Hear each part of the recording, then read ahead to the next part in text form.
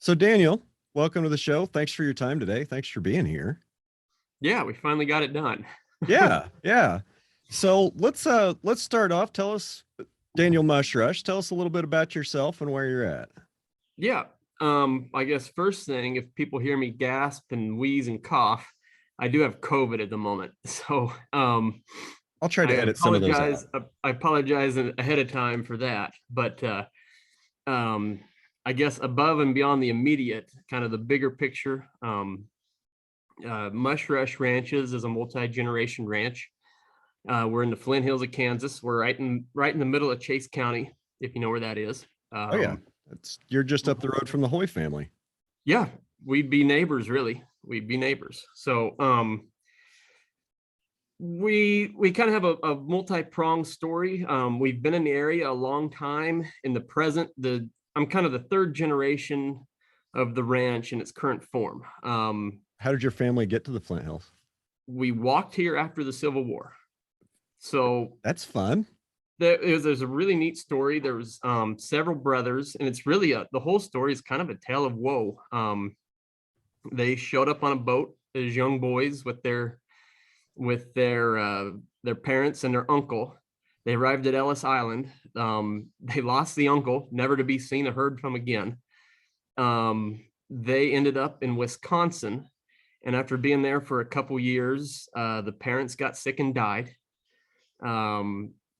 So the three brothers, one or two were all were underage. Actually, they did the whole trick of they wrote 18 on their shoe and then said, they were over 18 and they got into the army just because they had no Nowhere else reason to to go. stay. Yeah. One of those brothers died. The other two got received land in Chase County for fighting for a regiment in Wisconsin. And so they walked to Chase County and set up shop and eventually, wrote back and got their wives and had them come in and we've been kind of doing some history of those guys, and even then it was kind of interesting because you can read it just clear as day today that one of them was kind of responsible and held down the fort and kind of built the family operation and kind of tried to kind of keep it together, and the other one he'd go off and fight Indians and shoot buffalo. He kind of had the wild hair, the two of them. But from those guys, from Francis, the more responsible one, I guess, he would have been my great great great grandfather. Okay. And that was on the west side of Chase County.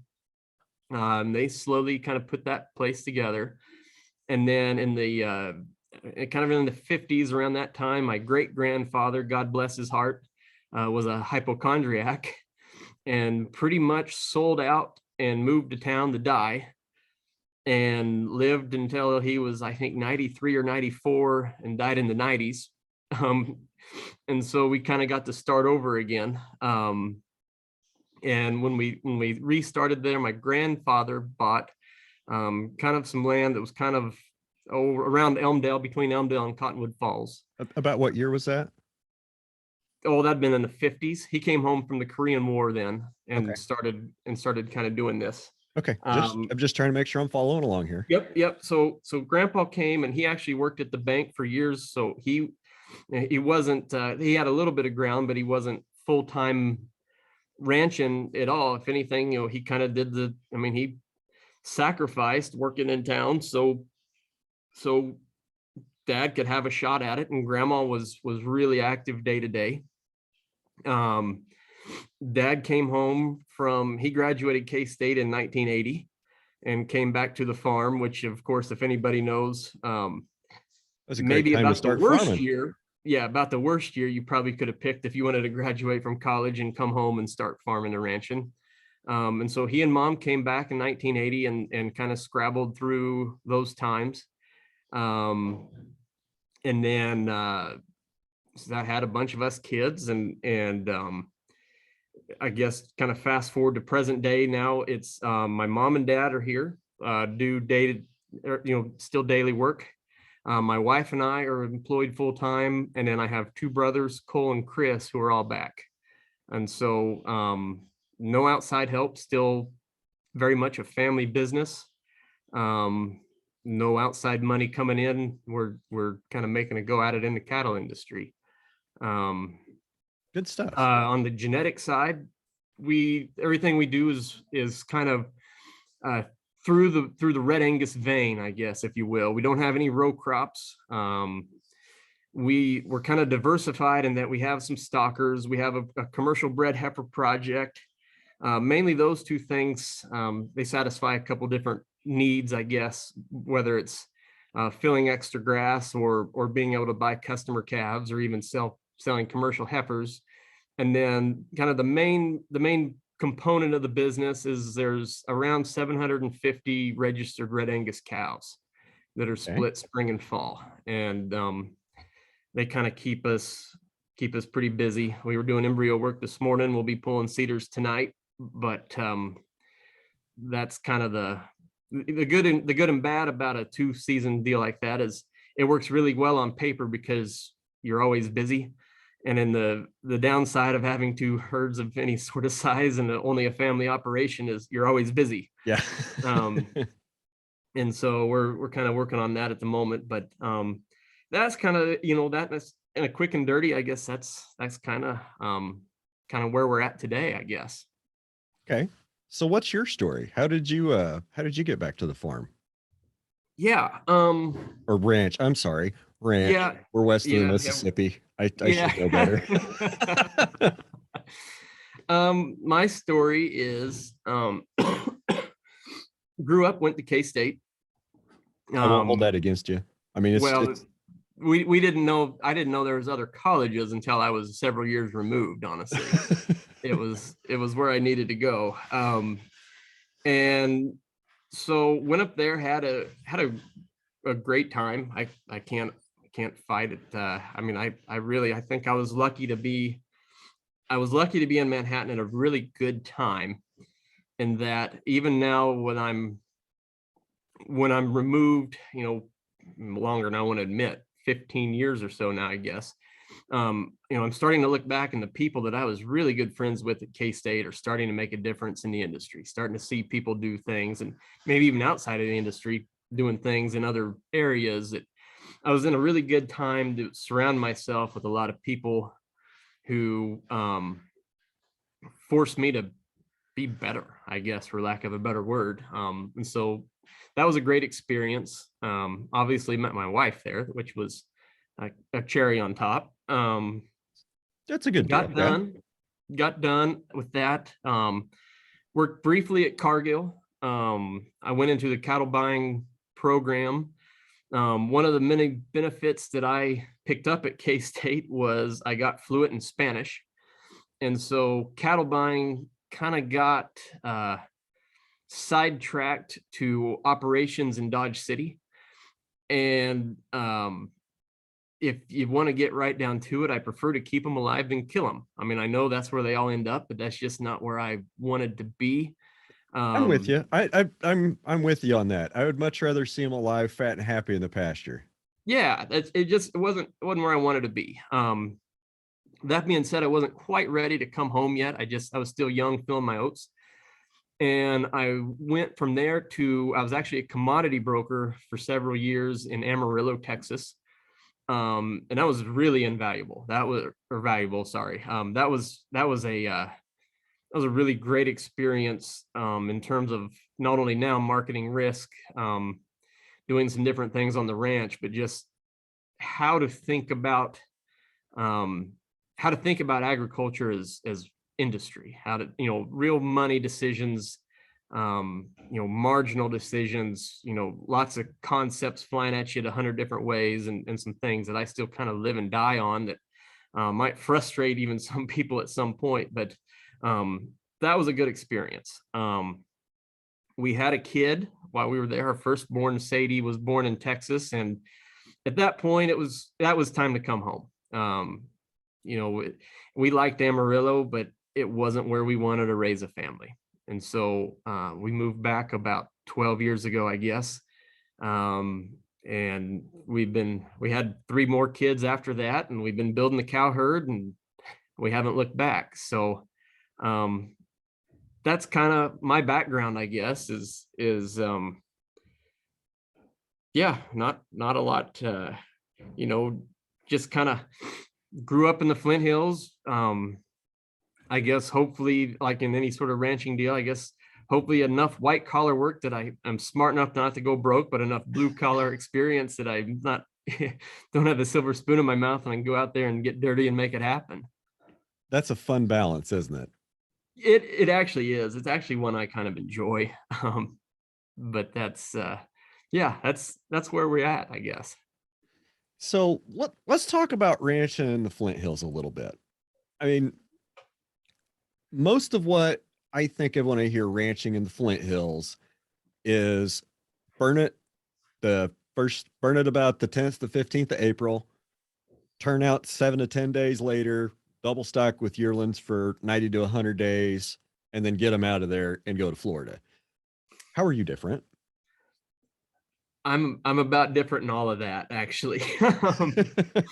It is, I don't but is know that the why. way Some most of days the I Flint wonder. Hills? Is that the way most of So, the Flint Hills works? yeah. So the thing that a lot of people confuse about the Flint Hills is they think, you know, well, it's great grass, so it must be great grass year round. Um, for everybody who's not familiar with this area, I guess I'll back it up. So if somebody doesn't know where the Flint Hills are, it's a narrow strip in Kansas, kind of on the east side, it runs from border to border. Um, there's some people in Oklahoma that think they have some too. Well, I guess for being diplomatic, we'll say that the Flint Hills go in Oklahoma as well. Um, it's some of the original tall grass native prairie left in the country. Of the original tall grass, most of it was broken out. Only 2% remain. Of that 2%, around 90+% of that is now the Flint Hills. The only reason it wasn't broke out is because the ground was just too rocky. It just didn't allow them to break it out at that time, and so it stayed in its virgin prairie state. The other big chunk of undisturbed native prairie is Red Hills, where I'm at. That's right. That's right. Yep. I've actually kind of learned a little bit about those with the GPGI deal the last couple of years. So And the remainder, like the little tiny bit that's not in the Flint Hills or the Red Hills, is up at the Smoky Hills. But yeah, the rest of it, and it wasn't farmed because you really can't. A lot of it's not flat enough to be farmed, and it's way too rocky to even try to think about pulling any kind of an implement yep. through. And even building fence is kind of an issue in that area with all the rocks in the soil, right? Yep. I always tell people that you know, we have rock bits for T-posts. You know, a lot of parts of the world don't think, like, they've never even heard of such a thing. But it's something that we are pretty familiar with. You knock the spade off, you kind of have a smooth bore, you drill it out there and you smash the post in, and there you go. And you move on to the next rock, and you rinse and repeat. So yeah, it's a tough part of the world to do improvements, I guess, sometimes. But going back to the cattle side, the cattle side of it, what you said is really how it's been for a long time. The grass is really good, and a lot of people know that hear stories about how good the grass is. The grass is really good for May, June, and July. And then I always tell people it kind of works like wheat pasture. While it's green, it looks really good. When that stuff turns off, it really starts falling apart on us, and it just doesn't cure on the stem at all. It just doesn't hold any value. So by the time we get to kind of the first of the year, second of the year, we're going to be sub 5% protein on that grass. Whereas, right now, gosh, we're probably 18. Yeah, and a month ago it was 5. Right. And so we go from 18 to 5, and that's pretty quick. I mean, in terms, 100 days, it just doesn't give you a lot of time to get anything done. So this part of the world became stocker country, kind of, stopover originally from the Texans bringing cattle up and then shipping them on. And there's a whole robber baron history in Chase County that's kind of interesting, but those big landowners kind of got a hold of a lot of these pieces of ground, and a lot of these are big even today. I mean, they're still big, big, big pieces of ground. And a lot of these are big even today. I mean, they're still big, big pieces of ground. And a lot of these are big even today. I mean, they're still big, big pieces of ground. And a lot of these are big even today. I mean, they're still big, kind of expanses that were put together from those times. But where that 100-day grazing season works, because that grass is so good, is there's a maybe a misnotion that you must take some animals that are really, really good and put them on that grass, and then those really good cattle become exceptional cattle in that short amount of time. I don't think that's And how it works. really what the bread and butter of the Flint Hills is to take bad cattle and make them average. Okay. And that's really that's where you'll see a lot of flyweight Mexican types that are, commingled, brought in every color under the sun. I don't even want to know how many PI carriers are probably running around. Cattle that, if they would have gone straight to a feed yard, would probably assuredly have died. High risk types. A lot of high risk cattle, but you can get those high risk cattle in here and the grass will just straighten them out. And as if you've ever kind of had those sorts picked off on you at a sale barn before, and you know how insane it can make you, and somebody sits in there all day and buys them at $30, $40, $100 at a discount. Yep. And some of them they get us and we're all mad about, and there's some of them we let them have, right? There's some of them you're like, yeah, I mean, I'll let you win that one. That's right. They take a lot of those cattle and they turn them out in the Flint Hills and they get okay. And there's a margin to be had by taking bad and making it average in the cattle market. So that's kind of what the Flint Hills do. So where do I fit in then, being the registered guy with the full year-round cows in the middle of this country? I don't fit at all. So you're kind of a typical Ranching Reboot podcast guest. Don't fit that's in right. with any of the neighbors at all. we don't fit in. We just don't fit in very well. So why are we doing it in the first place? I guess there's that, well, it worked for us because nobody else was doing it, I guess, is kind of a good way to, when Dad started it. Because there was a niche to be had there. And it is, I think, there in a broader sense, what we're doing, there is a niche. And there's still we can talk about that later, but so all of what we just talked about, and not even so much the May months, May, June, July, this time of year, this really doesn't define, in my opinion, what our operation does. Because I could take any animal of any size, of any age, and put it on our ranch right now, and I'd look like I knew what I was doing. It's making it through the winter. The months that define our program really start about Thanksgiving and go to about March, in my opinion. Probably more like October. There are a handful of commercial cows here or there, and a lot of those will be, guys will start supplementing about middle of October. I like to be 45 days after that. A lot of people will want to be supplementing, right up until about May 1. I try to quit about a month before that. And so a lot of these cow costs, because we are supplementing energy and protein at the same time, if we weren't careful with the sort of cow we had, we would be broke. In fact, go ahead. What are you supplementing with? What's your winter feed program, if you don't mind sharing? I'm an opportunist. Okay. So it doesn't look it doesn't look the same year to year. But is it mainly a cost criteria, or you I don't want to do this no grain program, I only want to do alfalfa? Or I usually don't do a lot of grain because of cost, but it's not that I have I don't have any moral qualms. I'm not I'm really good friends with a lot of Argentines, and I'm on a WhatsApp group with them that's called Grass Lovers, and it's actually the English Grass Lovers. And they always tell me that they're taking my Grass Lovers license away from me, because I'll say something about, well, why don't you just do this? And they're like, you lost your license, buddy. And then they give it back and I say something else. And that's kind of where I feel a lot of these conversations that are, these, regenerative or whatever it is, I'm in the system, but at the same time, there's a lot of times I feel like I maybe embrace the science before I embrace the dogma. And sometimes when I don't quite embrace the dogma, I don't quite get let into the club. But I think it's kind of an interesting point. I was thinking about, you mentioned regenerative, and I don't think there's a lot of gatekeeping in the regenerative ag community. Like you were talking about, maybe in your Argentine Grass Lovers Club, which sounds cool. I might have to hit you up for an invite to that group, because it just sounds like a cool group to be in. they're a fun group of people. Um, oh crap, I forgot what I was going to say. Yeah, gatekeeping. Uh, gatekeeping and trying to keep people out, or saying, well, you're not regenerative because you do this. Well, okay, we can't exclude people. We got to meet. I agree. We got to be meeting them where they are.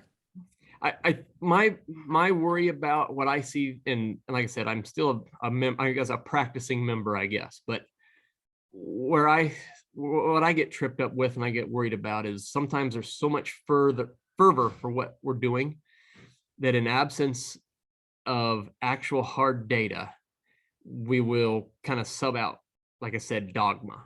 If it shouldn't, if it's supposed to be this way, it should be this way, and I think there's, the empirical data will get there, and there probably would be more chances for empirical data if people would actually measure more on their own operations, that I think we're probably lacking in the year 2022. Um, but that's what I get a little worried about, I guess, on that. Uh, I see, people follow dogma because it's an easy way to distill a very complex subject or complex concept down to just a few simple words that can be remembered. But sometimes that meaning, that what should be a very simple, elegant thing, like my favorite is shake the hand that feeds you. I guess you could call Yep. that part of my dogma. you know, Sometimes they have to be pretty carefully crafted. So you can't take and twist those words, and people, start thinking they mean other things than they do. And I don't have a specific example of that, but that kind of goes along with the gatekeeping. We need to be inclusive, and not get tied up into a lot of dogma, but be willing to keep educating and learning. Yep. I think that's fair. I think that's fair. Um, but anyway, where were we? Oh yeah. So what are we doing on winter feed? That's um the first thing I do on winter supplementation, and I try to keep everything simple, and I try to touch the cows as little as I can. Because there's only a handful of us, like we mentioned, and we have too much going on as it is. Um, When you say and touch, are you meaning just bring them into the corrals and do I things with them? mean, human interaction with a single cow. I mean, I try to Individual attention. individual attention. One of the things that we value the most on our ranch is time, because it's one of the things we have the least of. And you can't get Um, any more. and we can't. I mean, the reason we're bringing siblings back in is because nobody else will work the hours for the pay that we're providing in the list of lousy benefits. I mean, we're not going to get to hire anybody at what we're offering. But because of that, our own time is valuable to us. And so um like through Christmas, through the first of the year, if I can, I'm a big believer of buy your et. Simple product, put it in the mineral. The good thing about the Flint Hills is pretty easy to kind of leave a stockpile of fall grazing, if you will, let that grass grow ahead of you.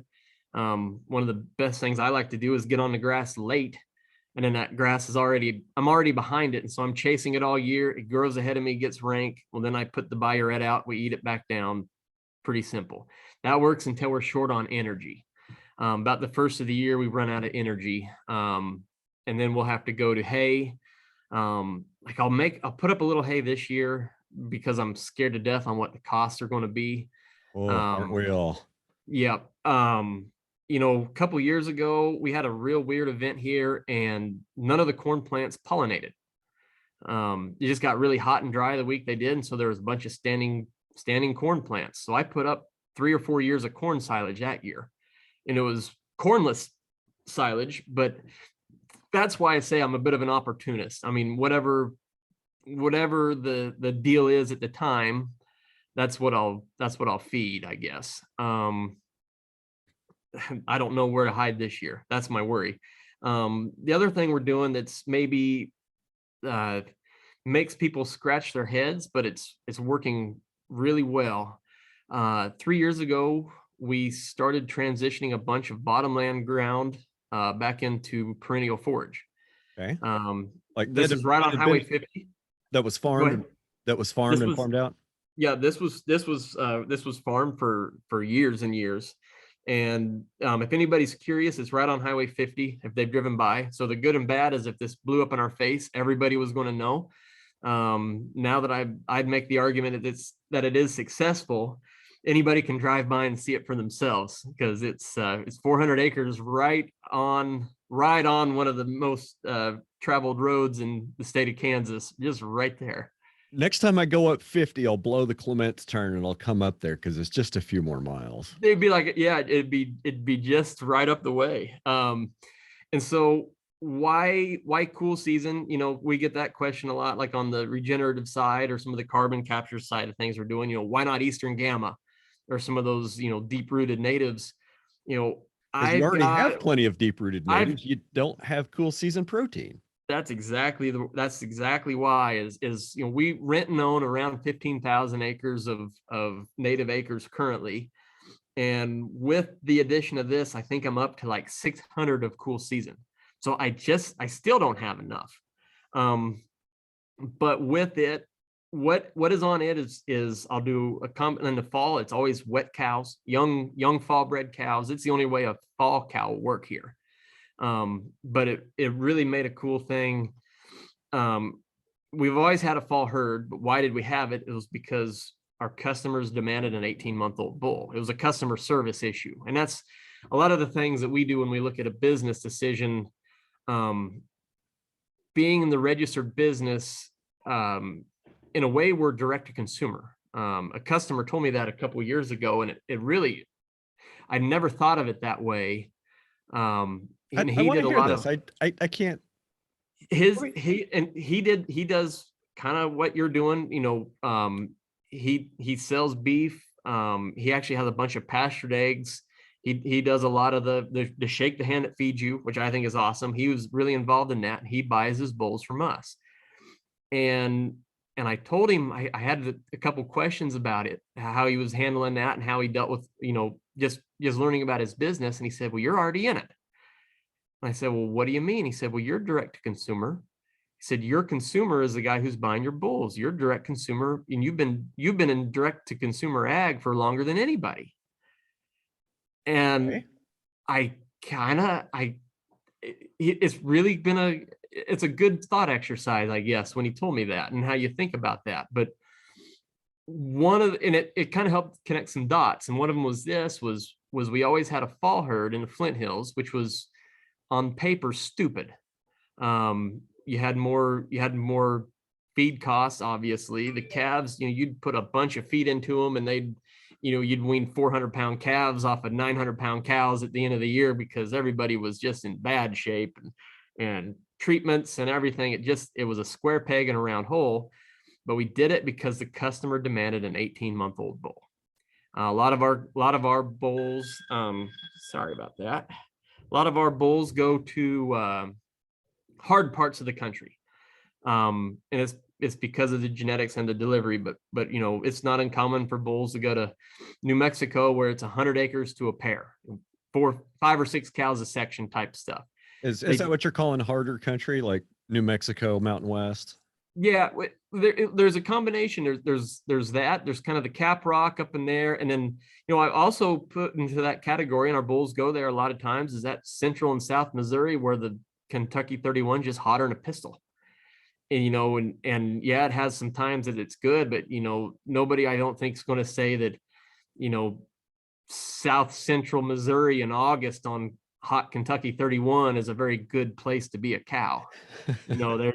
And so those areas that have those prolonged where an animal's going to have to gut it out and work, that's where those animals where those cattle go. But oh geez, I got on a tangent again. I'm so sorry. We were talking about winter feeding. Winter feeding. So that's what and this is the first year I've done it, and I'm super excited about it.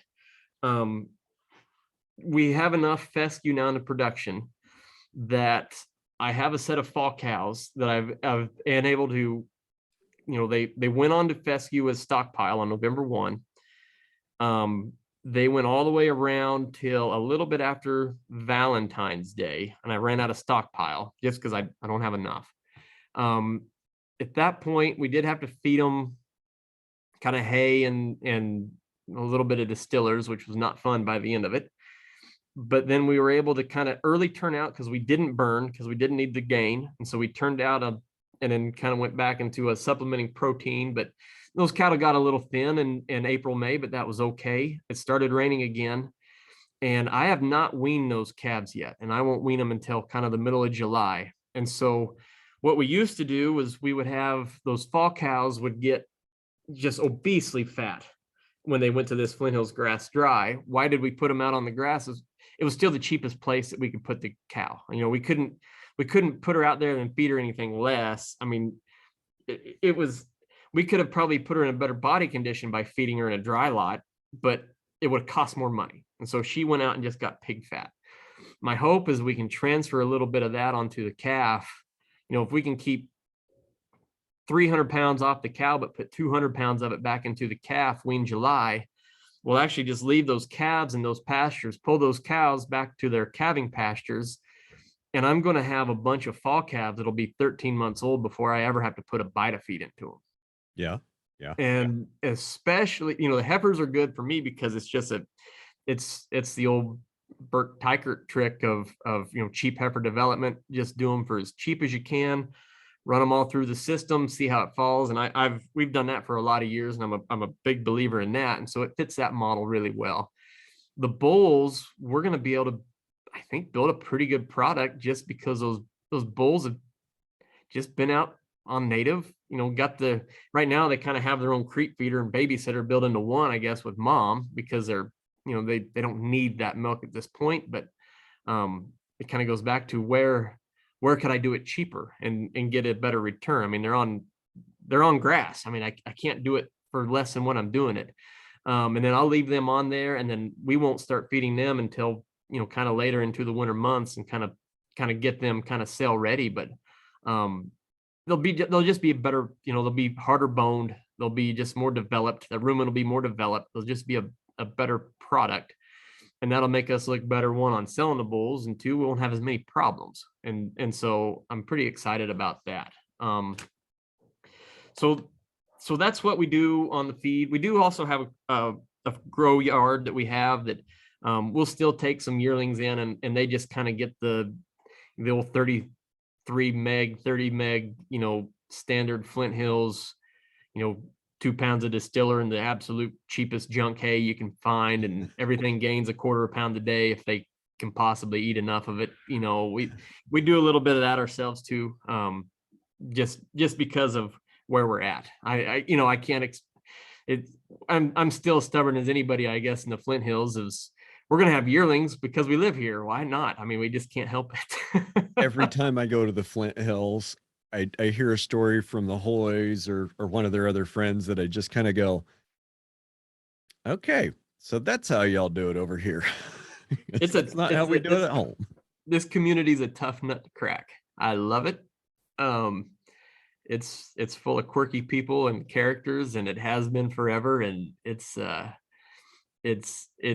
our detriment sometimes, but also to our success. I'd argue that it's still the reason there's no trees in the Flint Hills, and we've put ourselves in a good position from a biological standpoint, because when everybody else kind of in the country quit burning because K-State told them it was bad, and the cities started leaning on them, there was still a bunch of guys in the Flint Hills that kind of went out with both fingers in the air and a 6-pack of beer and would get on the open range roads and burn 50, 60, 70,000 acres. And a lot of those fires are still happening today, honestly, but it's a quirky place. And we can talk a little bit about burning culture in the Flint Hills and why it's a good thing. I don't think some of the stories that I've heard,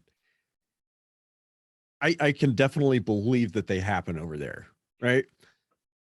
But I can also kind of see some of it here in my area happening and going, no, that just wouldn't work here because, of the way land is broken up and different landowners that are more opposed to, are historically opposed to fire and have been for 60 years because we don't have as widespread of a burning culture as y'all do. But on the other hand, I feel like we're quite a bit more organized on the burns that we do. We're not just a couple of guys that grab a case of beer and, a fire stick or a drip torch and go blast down county roads having a good time. Like we have a plan. Like we have a There's no prescription. doubt that you're probably more organized. And there were we're all involved. I'd say at this point we're kind of we're morphing a little bit, that I'm on some that are really pretty well organized, and we, you kind of know what you're doing. And then there's some that there's still some of the old timers that you're just trying to keep up with. and, We've got a couple of those too. He'll kind of stick around for the brief and kind of listen where he wants you to go light fire. Then he'll just go take his torch and do it. And you better keep up. Yep. Yeah, But we've met. We know that guy. I told somebody else, I said, I used to think I get all of a sudden when I started kind of having a little more of like a managerial role in burning, it went from being one of my favorite times of the year to absolutely one of my least favorite things to do. And I've kind of gone the other way. I really enjoy the planning. Like I enjoy sitting down here staring at Google Earth for 2 or 3 nights in a row, looking at wind maps and looking at the map of what we're going to burn and figuring out how to do it safely and, contingency plans if it gets away. Oh, write up a big briefing document, have safety brief that morning. If I've done my job for the 2 days beforehand, I brief my crew right, and I just go sit on a hill and listen to the radio and watch everybody do what they're supposed to do and just watch this beautiful fire come together. Yeah, it works like that about 15% of the time, but it's pretty cool when it does. But I really enjoy the management and planning aspects of doing prescribed fire in a complex environment. Yeah. Well, but I also still love getting on it, grabbing that drip torch and walking a canyon and making a whole bunch of cedars get really, really warm. That's the ones I like too. And I think that's, I would say maybe we, it's not that there's a lot of really capable people in this part of the world that know how to deal with the fires and know how to put them out, know where to pinch them in and do those things.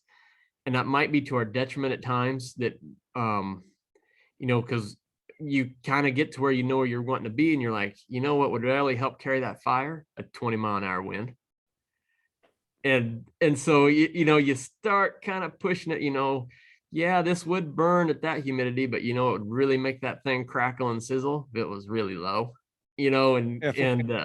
waited till it was like 4% humidity and 95 degrees with a 14.5-mile-an-hour wind right on the hairy edge. That's right.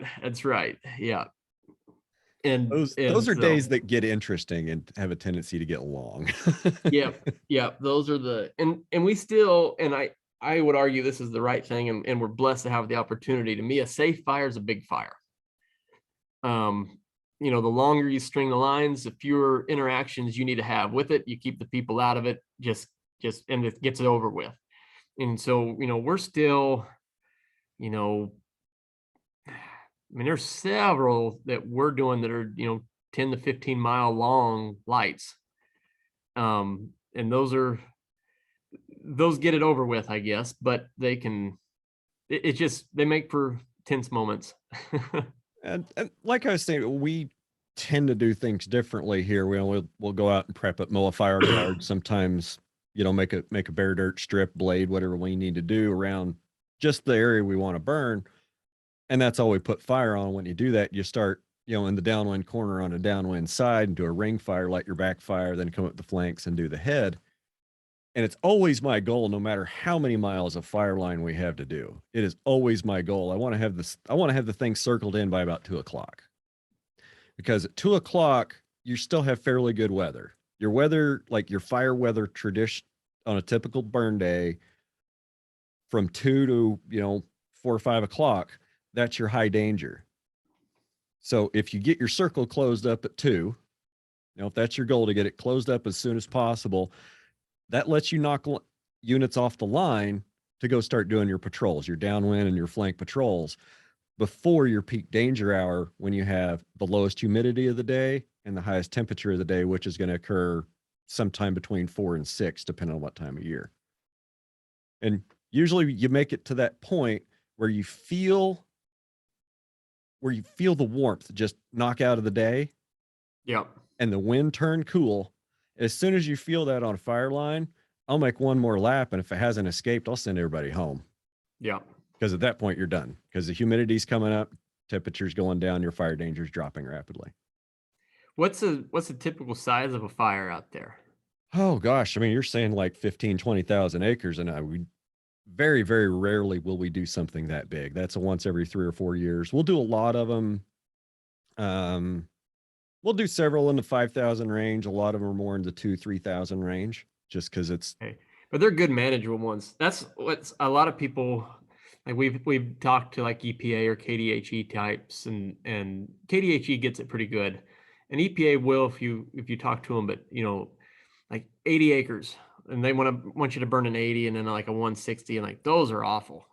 Yeah, they want you to do like, well, you can't burn the whole thing. You got to do this 80, this 80, this 80, this 80. Like, right. guys, And you don't understand. those are that doesn't, and that's what that's why I say a safe fire is a big fire. And you get into those, that extra zero, putting them into the thousands. Those really are a safer fire than burning that 80 and then burning that quarter and then burning that quarter and then burning that 80. Those are just, you got people in the fire all the time, and you just can't get out of the way and let that thing go. I'm thinking of one we did. I think it's 3 or 4 years ago, over on the Nichols Ranch southeast of me. It was 5,300 acres. It was so big from one side to the other, our radios wouldn't reach. So we kind of had to put somebody in the middle, so one line boss could talk to the other line boss and we could make sure we were coordinating. So I got put in charge of one side, another guy was in charge of the other side, and I'd measured the fire line the night before. It was like 20 miles, I think, to get her, like 20 some miles to get around this thing. And we didn't get started till 10:30. And the last words of the briefing, right before we lit the torches, I said, "Speed is life. Let's get this done. Keep moving." And we got around it, and we had the circle closed up in under 3 hours. Well, maybe it was right at 3 hours. Yeah. It's just hang the drip torch out the window, the side by side, turn both valves on all the way, and just 10 miles an hour down the fire line until it ran out, and stop and refill. That's the way to do it. That's the way to do it. It was pretty intense, and that one stayed 100% inside. Well, no, it didn't stay inside the fire lines. That one got out, but that wasn't my fault. It got out. Never is.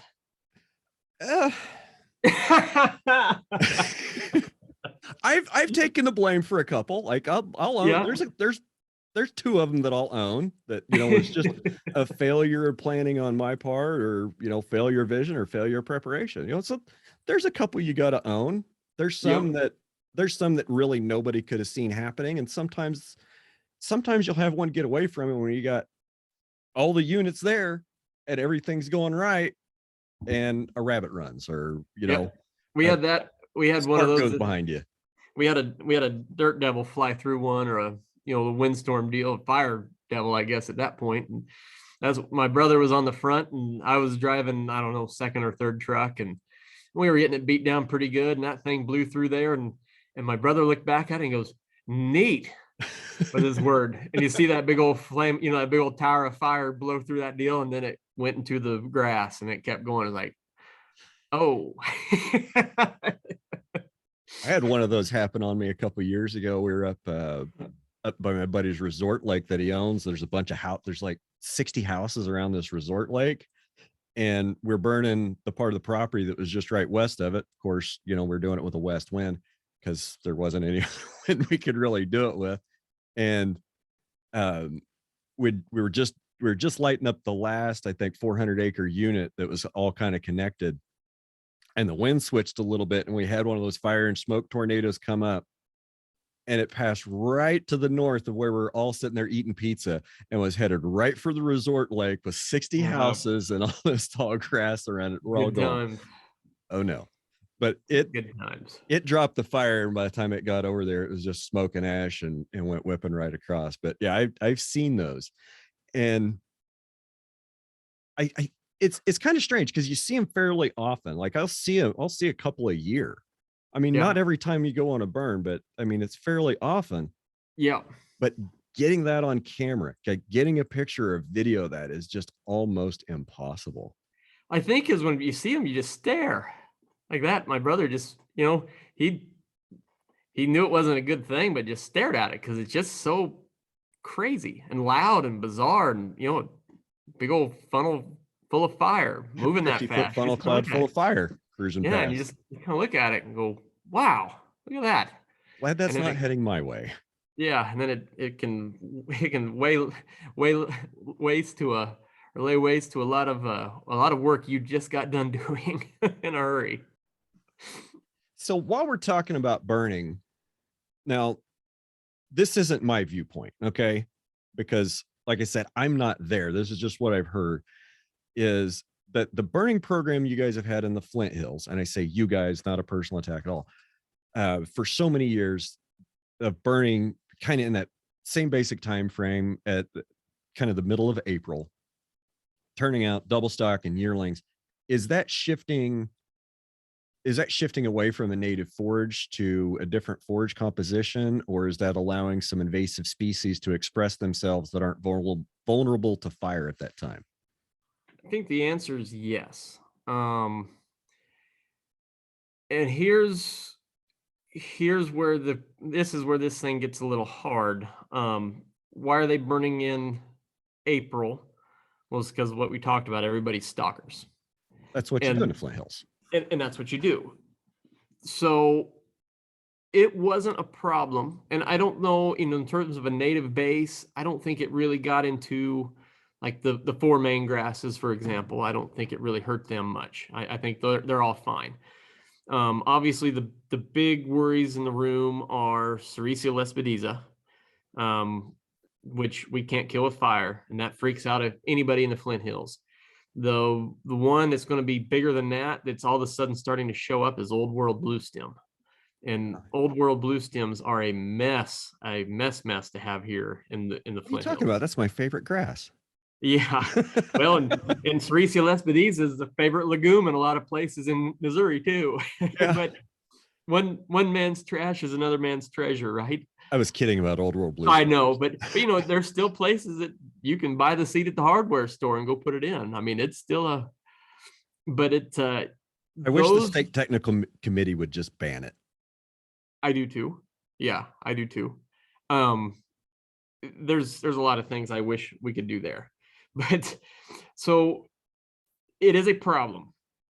What I worry about is, if we start moving the different times on burns, will we have as many acres burn?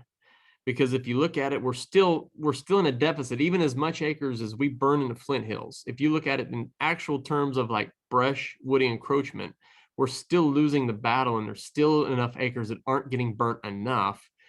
If we intentionally, start chopping it up, will that be negative? I Yeah, think it will. isn't that crazy? That Yeah. as that you guys burn almost 2 million acres a year in the Flint Hills, and you're It's, still we're still losing not to the doing trees. enough. Yeah, we're still losing that encroachment fight. Um, We're just hanging on tooth and nail to maintain a core here in the Red Hills, and it's Yep.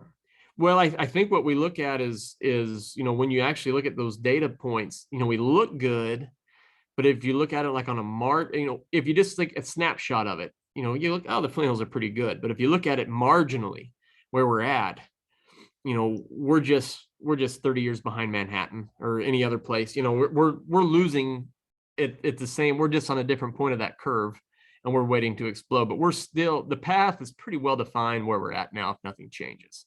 And that's a scary, that's not good. Um, but to go to your point, I'm actually going to try some summer burns this year. I think there are some things they can do for some woody types. My worry, and I don't know how to make this all work together. is what we had talked about earlier. What's my favorite fall feed? Rank grass and Biuret mineral. That Okay. is the absolute cheapest thing I can do for a cow. If I summer burn, I remove all my rank grass. And if you've got And moisture, you'll have a good flush. you will, but you're supposed to be pretty easy. You're supposed to be pretty light on that grass too, aren't you? You've got That to be regrowth. really light on that late summer flush after burning. Ask Yep. me how I know. That's what I've heard. And so that's my worry, is there's a lot of stalker grass. I would argue that it would not hurt at all even to ship those cattle off and then burn that pasture, or let it regrow, burn. I think you're going to give up a little gain on a certain pasture year to year, but I think you can move it around. um I've gotten so dependent on scavenging that rank grass in my operation, it's going to cost me a lot of money to summer burn. Now it might be worth it because, in terms of saving pasture itself or saving chemical or whatever it's going to be in terms of trying to get brush, I might not have a choice, but I can't present off-season burns as a money saver in my operation. I Um, and I would agree with that from what I know of ranching economics in the Flint Hills. that's unfortunate, but we've been able to this point, nobody believed me. And I think it's because we had kind of a closed herd, didn't bring cattle in, and we didn't have Ceresia on our ranch. And then all of a sudden last year, it was like, son of a gun, where did this come from? And like, it was everywhere. And so, everywhere. I mean, isolated, but it was on two different sides of the river. Like it showed up in multiple locations at once. And so now we got it. And same thing, I have like a little patch of like a 15-foot by 15-foot of old world blue stem that I'm working on a place. Don't know how it got there. And so I'm not too sure that, and that's where we'd be trying to do with like a summer burn, is trying to crunch on some old world blue stem pretty hard. That even though it's going to cost us money, I'm not too sure that the decision might be made for us. I'm not sure we have a choice. But yeah, there have been some that have burnt like in November up here, and I don't like that. I think I that's think too late. too late. There's no regrowth, and then Yeah. yeah, I don't like that. Um, somewhere around that late July, early August, I think there's a window there on a wet year that it could work. And I'd argue actually a lot of the April burns are too early. Yeah. I think if we did those more like last week of April, first week of May, we'd have better results than those anyway. But I've seen July 15th burns here in the Red Hills work great. August 1st, August 15th, and August 31st.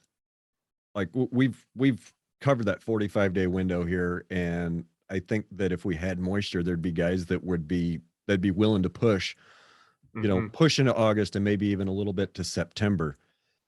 I don't know what it's like there. So here, if I've got good spring and winter moisture starting about the 21st to April, I'll start to get cheap.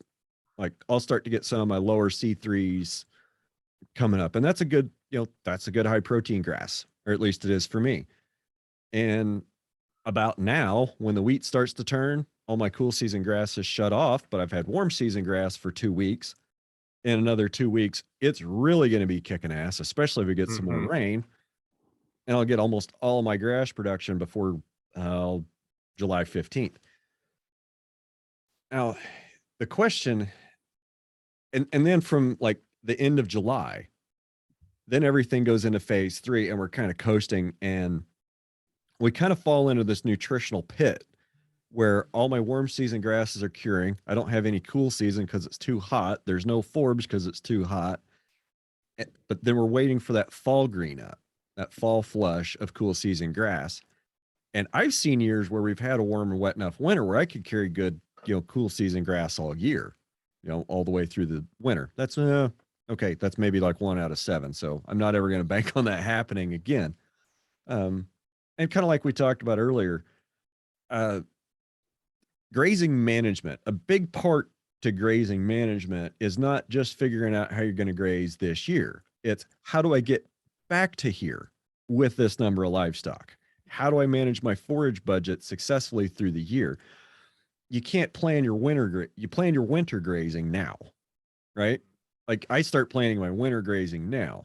I just have a gross idea how much forage I'm going to take out during the summer, so I know how much I'm going to leave winter stock for pasture stockpile this winter. Is your cool season, is it like a native cool season? Is it in kind of with in your prairie? Have you been able to kind of get some of that coming up, or is that not or is it more like our deal? Do you have improved pastures that you're really cranking down and managing hard like we're doing? So an improved pasture would be like something that was farmed that's planted back to grass. Do you still plant some Right. grasses in? I don't have any of that. When Hmm. Dad took over the ranch back in the mid 80s, he didn't want to farm, and there wasn't farm machinery here, and he didn't have the money to go buy it. But there was about 500-600 acres of farm ground. He just went and got the no-till drill from the conservation district, or maybe not even no-till drill at the time, just got the grass drill and went and drilled in grass seed. What he didn't do till about 12 or 15 years later was put forbs in with it. And it's only when I think it was when he put the forbs in with it that things actually really started to turn around. Because I remember all when I was a kid, I call one of the areas farm fields because it was old farm fields, and I call the other half of it North Indian, South Indian, and there's some scatter around in other places, but between North and South Indian and the farm fields, that's probably 75% of it. And I can remember for years, like it was short grass. It was just buffalo grass. It was real short sod, not a whole lot coming up down there. And after I came back from the Navy in 2006, about 10 years after he'd planted the forbs down there, we started changing up grazing pressure a little bit. All of a sudden, we started getting good grass down there. So I think forbs are key.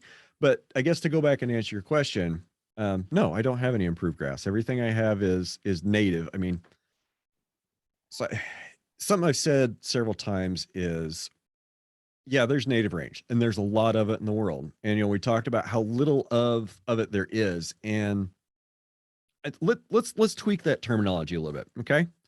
So we can take a field, a piece of ground, and we can plant it back to the natives, native grasses, native forbs.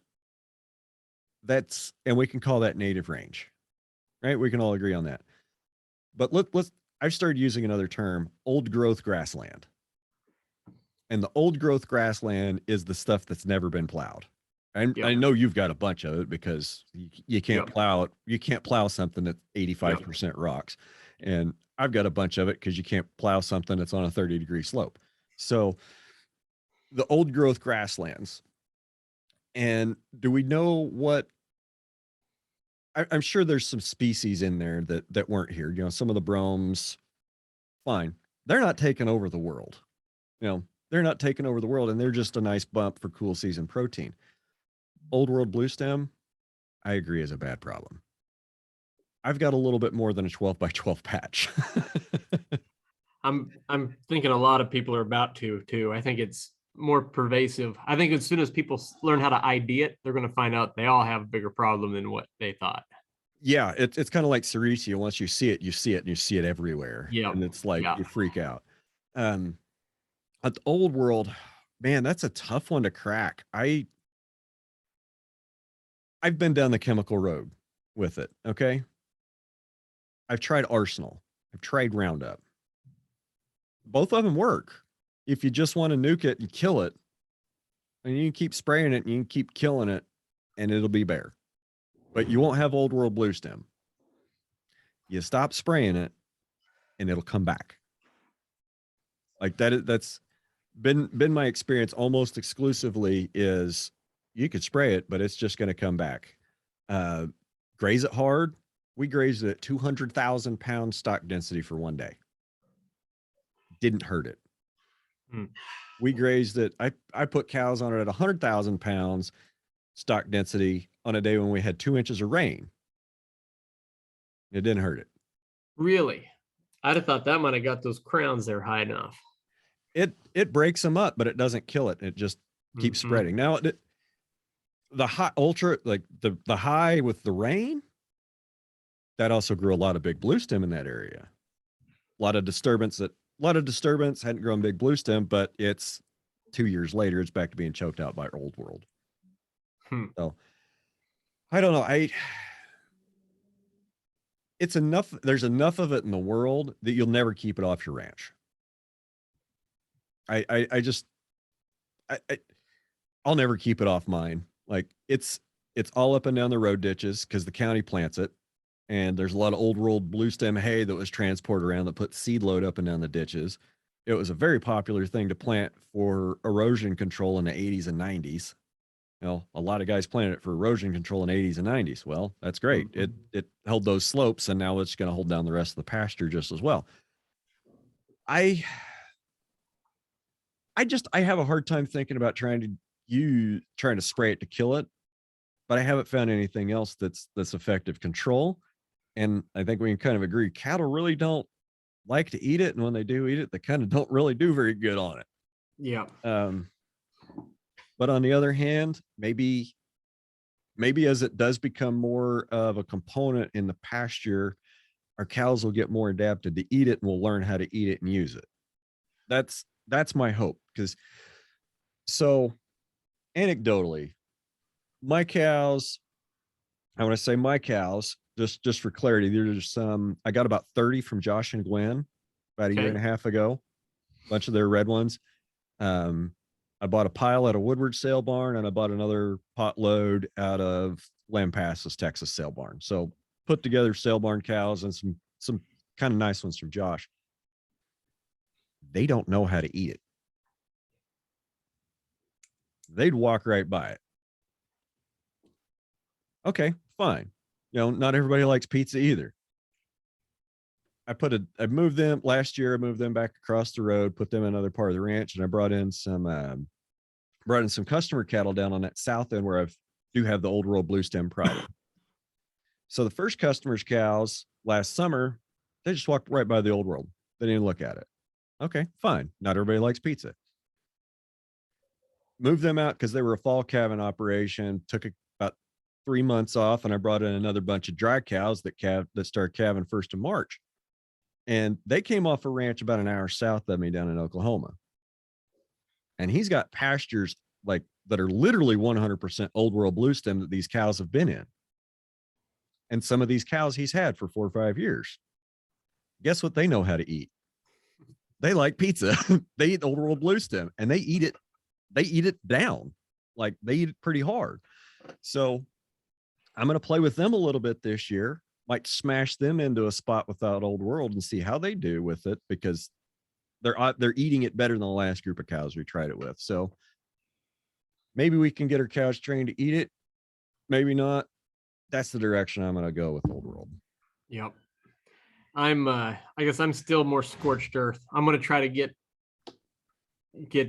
I'm still going for complete eradication, even if I know it isn't going to happen. I'm still going to, I feel like I have to, because it's like you said, our term is an old growth, I think is what you called it, but virgin. We got the virgin prairie is what we call it here. Okay.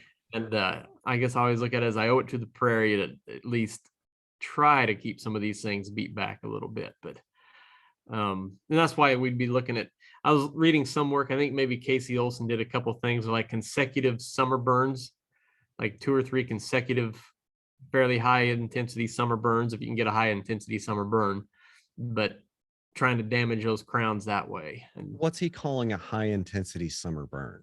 Well, one that goes at a crawl, not a slow crawl, I think. A higher intensity summer burn, if you will. Okay. But something the crown, and I'm getting out of my wheelhouse here, so don't, if somebody listens to this and corrects me, that's fine. I think the crowns are higher than native is what the deal is. And so like I think higher off the ground. Yeah, higher up out of the ground. I think that makes it more vulnerable to a summer burn than like a little blue stem or a big or an Indian or any of those. And so I think it gets snapped back by that. You won't kill it, but you'll hurt it. And so the point is, well, you hurt it pretty bad kind of come back the next year, you hurt it a little more, and then you just kind of hurt it a little more, and you just kind of try to beat it into submission that way. I think a guy could probably put some pain on it with like a July 15th, August 1st burn, and then turn out on it 3 weeks later Mm-hmm. and just keep them on it and see what they do. I wonder, that might do something. I mean, you might at least keep it in phase 2 until it goes dormant and keep it from going to Right, seed. keep it from seeding. Yeah. All right, enough about old world blue stem. I hate that stuff. There's a lot of people in fescue country right now going, what? Yeah. Something else I'm glad I don't have infected fescue. That's right. I've told a lot of other people though, after we planted this bottom to fescue, and everybody's like, what are you doing? And I've thought, the only people that don't love fescue are the people who have only ranched with fescue and nothing else. They're like, boy, this, like, why would you ever do anything with fescue? And it's like, are you kidding me? 2-acre stocking rate, like graze it twice a year, maybe hay what I couldn't get ahead of. Like every time it rains 3 inches, like I put the cattle out there because like doesn't matter. Yeah. And if I do happen to kill it, I just plant more. It's not like this other stuff I have to treat with kid gloves. I mean, I love fescue. I love it. Yeah, and that's something I was kind of wanting to say earlier when I was talking about the old farm ground we used to have. Is just had this conversation the other night. Like, I might not mind having that now. It might be really nice to have 600 acres of cool season covers that I know are in front of me, that I know I can go down there and graze in the winter and have good forage for my cows. Yeah. But getting from A to B. If I would have been farming it this whole time, I probably would have never got where I'm at. That's right. At least we're not farming. Somebody listening to us in a tractor planting corn just turned it off. Yeah, I'm sure. I've got a lot of farmer friends I make fun of. They sure think I'm insane. They think I'm doing it wrong too. So, although with $9 corn or whatever, I guess that the jury is out on if the decision is still. They look to be winning it. I don't know if they're winning or not. The inputs on that deal look horrible. That's why I don't farm. It's just I don't understand the balance sheet of it. My education at K-State was actually not animal science, but it was ag business actually. And for whatever reason, I guess that made sense to me. I can't do accounting for anything, but I can balance sheets and cash flows, and some of those make sense. And the depreciation on steel is just, and iron and tires and gas is just, it's too much. I can't do it. It really doesn't make sense with $5 diesel. No, it's Macaulay Kincaid says it best. He says, I cannot control what I make. I can't set my sales price. I can only control what I spend. Yeah. And he's right. That's a very limited lever that we have. And when you're locked in, when you're locked into the green iron cure, as my dad likes to call it, for all the world's problems, or yellow iron cure if you're on the construction side. Hey, do you know what the difference is between a farmer and a construction worker? What's that? Farmers don't pretend they're construction workers. Or equipment operators. Yeah, I knew where you were going with it. Yeah, farmers don't pretend they're equipment operators. Yeah, but if you're locked into that, you've got those equipment payments, you've got that depreciation, you've got that banker with a 5% note breathing down your neck, and you've got to go get those crop insurance contracts so the banker can ensure that he's going to get his payment. Yeah, I heard it best. A guy told me one time, he said he'd buy another combine when he saw one lay down in the spring and have another. Okay. But you know what? I like that one. I'm going to steal that. So I just did. It's pretty good. Yeah. Never seen a combine over having a baby swather in the field. Yep. So it sounds like you manage quite a bit differently from most of your neighbors, which I'm assuming are going to be typical Flint Hills operations. So what kind of differences are you seeing in the forage and in the soil from the difference in management?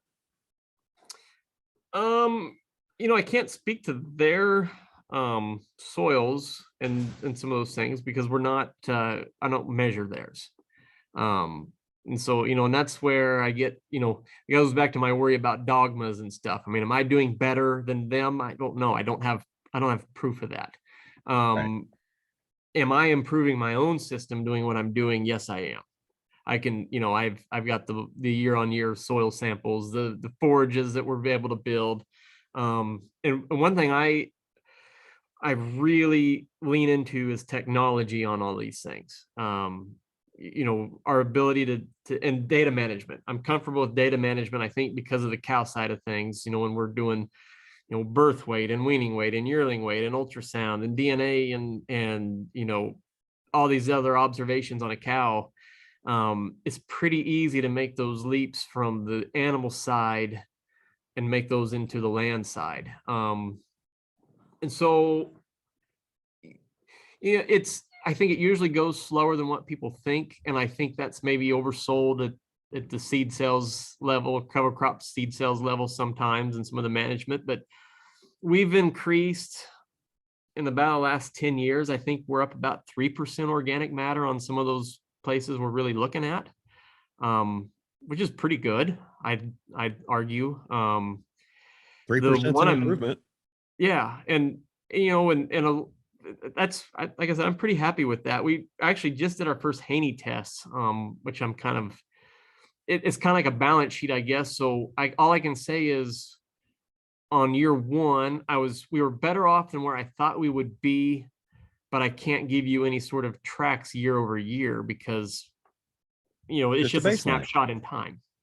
But we had more going on in our soil than I thought we would. In fact, I sent them on to Doug Spencer, who works within our CS, if you know Doug, and I said I don't want to be surprised, but I think it's working. It's looks like we're doing the right things. And we've parlayed some of that. I don't know how much we want to talk to, but I know you and I are doing some similar things on some carbon storage and some of those. One of the things that I think we have to do as we lean into technologies and do these is also, get paid for it. I don't think, Ecosystem services and benefits. yeah, and increased revenue streams and like I said, ultimately, what's going to drive, um, whether it's carbon storage through better grazing or whether it's just name anything that you can talk to on anybody about regenerative, and it'll kind of get the people who like to talk about ecology and only ecology, especially NGOs and it's some of those, it makes them nervous. But money is going to make a lot of these things go, and you can do that either of one of two ways. You can go broke by not doing them, and that's kind of that negative incentive. Or as I look at different things that we do on our ranch, and we can go into as many as we want, but I look for opportunities where it's a win-win for everybody. And so whether that's me selling a semi-load of bred heifers or a bull or a load of, a certain bull to a semen project, or whether it's, working with virtual fence with our national preserve neighbor, or whether it's doing carbon storage, it's what is the shortest distance that we can make it a win-win for everybody. And the dirty truth is that a lot of times the answer is money. When it's profitable for all parties, that's what makes it go. And also part of that is measuring these things, I guess. But that's where we're kind of where we see these things going. But yes, we're getting better. Yes, we're tracking it.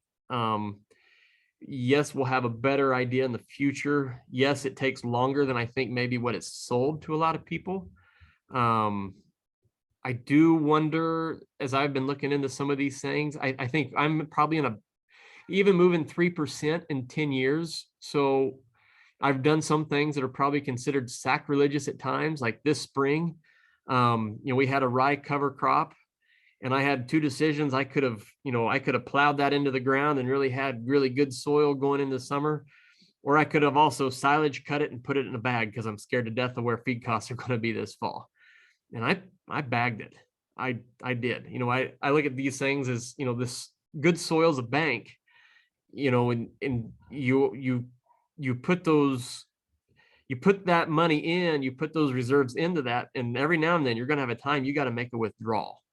And that's, this year on some of these feed prices, we're making a withdrawal on them. Now, granted, we'll put manure back on, and we'll do, we'll try to remedy that as best as we can. But will that hurt me a quarter of a point on organic matter? Maybe it will, maybe it won't. I don't know. And that's where I told you that maybe I'm not as pure into some of this thinking as some people, because I still kind of think about it as a business first, and then the regenerative stuff is the best way we run the business, not the other way around. And ultimately, why is that? Was because we still have loans. We're still a fairly young business, and I still do have to answer to those bankers at the end of the day. And so I can't just not for a year, take a year off, because it doesn't work that way. I can't take a year off either. I wish I could. Yeah. It'd be nice Wouldn't it this be year, nice? with being so dry, just be like, you know what, screw it, it's dry. I don't want to do this year. I'm going to Florida. That wouldn't it be great? Yeah. Or Yeah. we should have all just sold out in 2014. And if I had a crystal ball, what I shouldn't have done is doubled up. Like the winter of 2019, I thought it was going to be my year.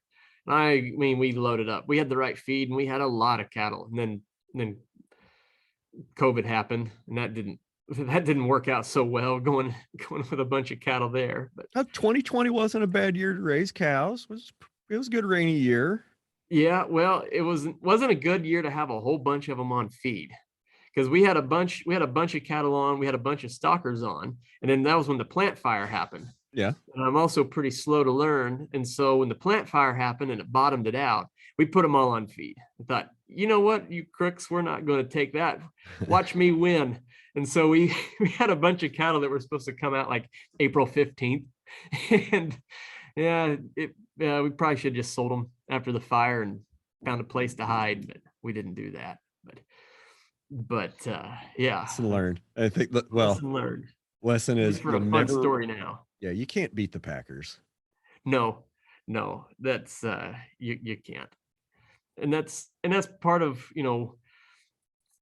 some years we feed, some years we don't. And that, I think that goes, one of the lessons I learned when I was a commodity broker, is one of the things I still kind of think about a lot, is we had a saying that the market will remain irrational longer than you can remain solvent. And so as individual players in this market, it really doesn't matter what you or I think at the end of the day. The market's kind of going to do what it's going to do. And I mean, we can all try to like help it one way or the other, but at some point essentially we take what's given to us, or, it's going to be what it is. And you make it work, I guess. Yeah. Talking about markets and market power been on my mind a lot. Of course, like we last couple episodes with Mike Calicrate, Brett Kinsey, and Don Schiffelbein, we've been talking about, access to markets and market power. But where do you draw the line, and who enforces that? Yeah. If you give that weapon to government, here's a I don't know. And by the way, I like the Schiffelbein interview. So this is, I guess, I am a fanboy and now on the show itself. So that's kind of weird, but I am a listener of Ranching Reboot. But I don't like having everybody sound the same. I like the idea of getting some. I think you need to get a Packer on here, honestly. Okay. Throw down. I get most of my news as a like too old to claim to be a millennial, but not exactly like a Gen X. I'm kind of stuck in the middle. Like I lean 30, your way. 36 to 44. Yeah. I'm there too. It's like so, we're a weird lost half generation in there that grew up I'm kind of stuck there. That like I don't know what TikTok is, but I don't really care for being spoon-fed cable news, and so like I'm a podcast guy, so I get all my information from podcasts. So this is kind of nice, but so what kind of meat pack, like a plant manager or somebody from? No, I think you need to get a big three on here. No, I think you need to get a JBS guy on here. I would really that's what I want. Okay. Well, let's do that. Let's throw That down that, all I 14 of don't the know. I don't know listeners. who to tell you to get, but I don't think, I don't ever get on a podcast to be comfortable in terms of as a listener. I want to learn, and I don't mind, listening to one, you know, somebody that's way on one side of an argument and then somebody way on the other side. But no, I think you need to really go deep on that. And I don't, like I said, they don't know me. They're not gonna. I worked I've for got a one for form years letter. and I've left. got a form letter I'll send out. Let's see if any of the 14 people that actually listen to the podcast besides you have a suggestion or have a contact, maybe at Cargill, JBS, There you go. Marfrig, or Tyson. I want There it. you Yeah, go. let's do it. That'd be interesting. I have no idea what kind of questions I'm asked, but I usually don't have any idea what kind of questions to ask anyway. My worry about the whole marketing thing, and this goes back to it's kind of what I meant there, with my comment about the market can do irrational things. Is at the end of the day, I don't think the market cares what I think, but 100%. what I do want as a seed stock provider is what, and I'll tell you, like I do stock grower council on KLA. Why do I do that? I want to be involved because I want to make sure that my customers are successful, because I can't be in business selling bulls unless the guys who buy my bulls are successful. And so a lot of those cattle go into those traditional marketing avenues. There's a lot of guys that do, they're doing what you're doing, but they're not all. And so, they're going to Cargill, they're going to Tyson, they're going to those places. And so they can't just go away. I don't think they can just go away. I think the term that would be used in Congress is too big to fail. Which I think is Bullshit. I have a libertarian leaning like you. I know from listening to the show. That's problematic. That's in whatever business that we're talking about. I don't like too big to fail, whether it's a bank or a packer or a car builder or anybody. But I'm not too sure, and this is where I'll probably get in trouble.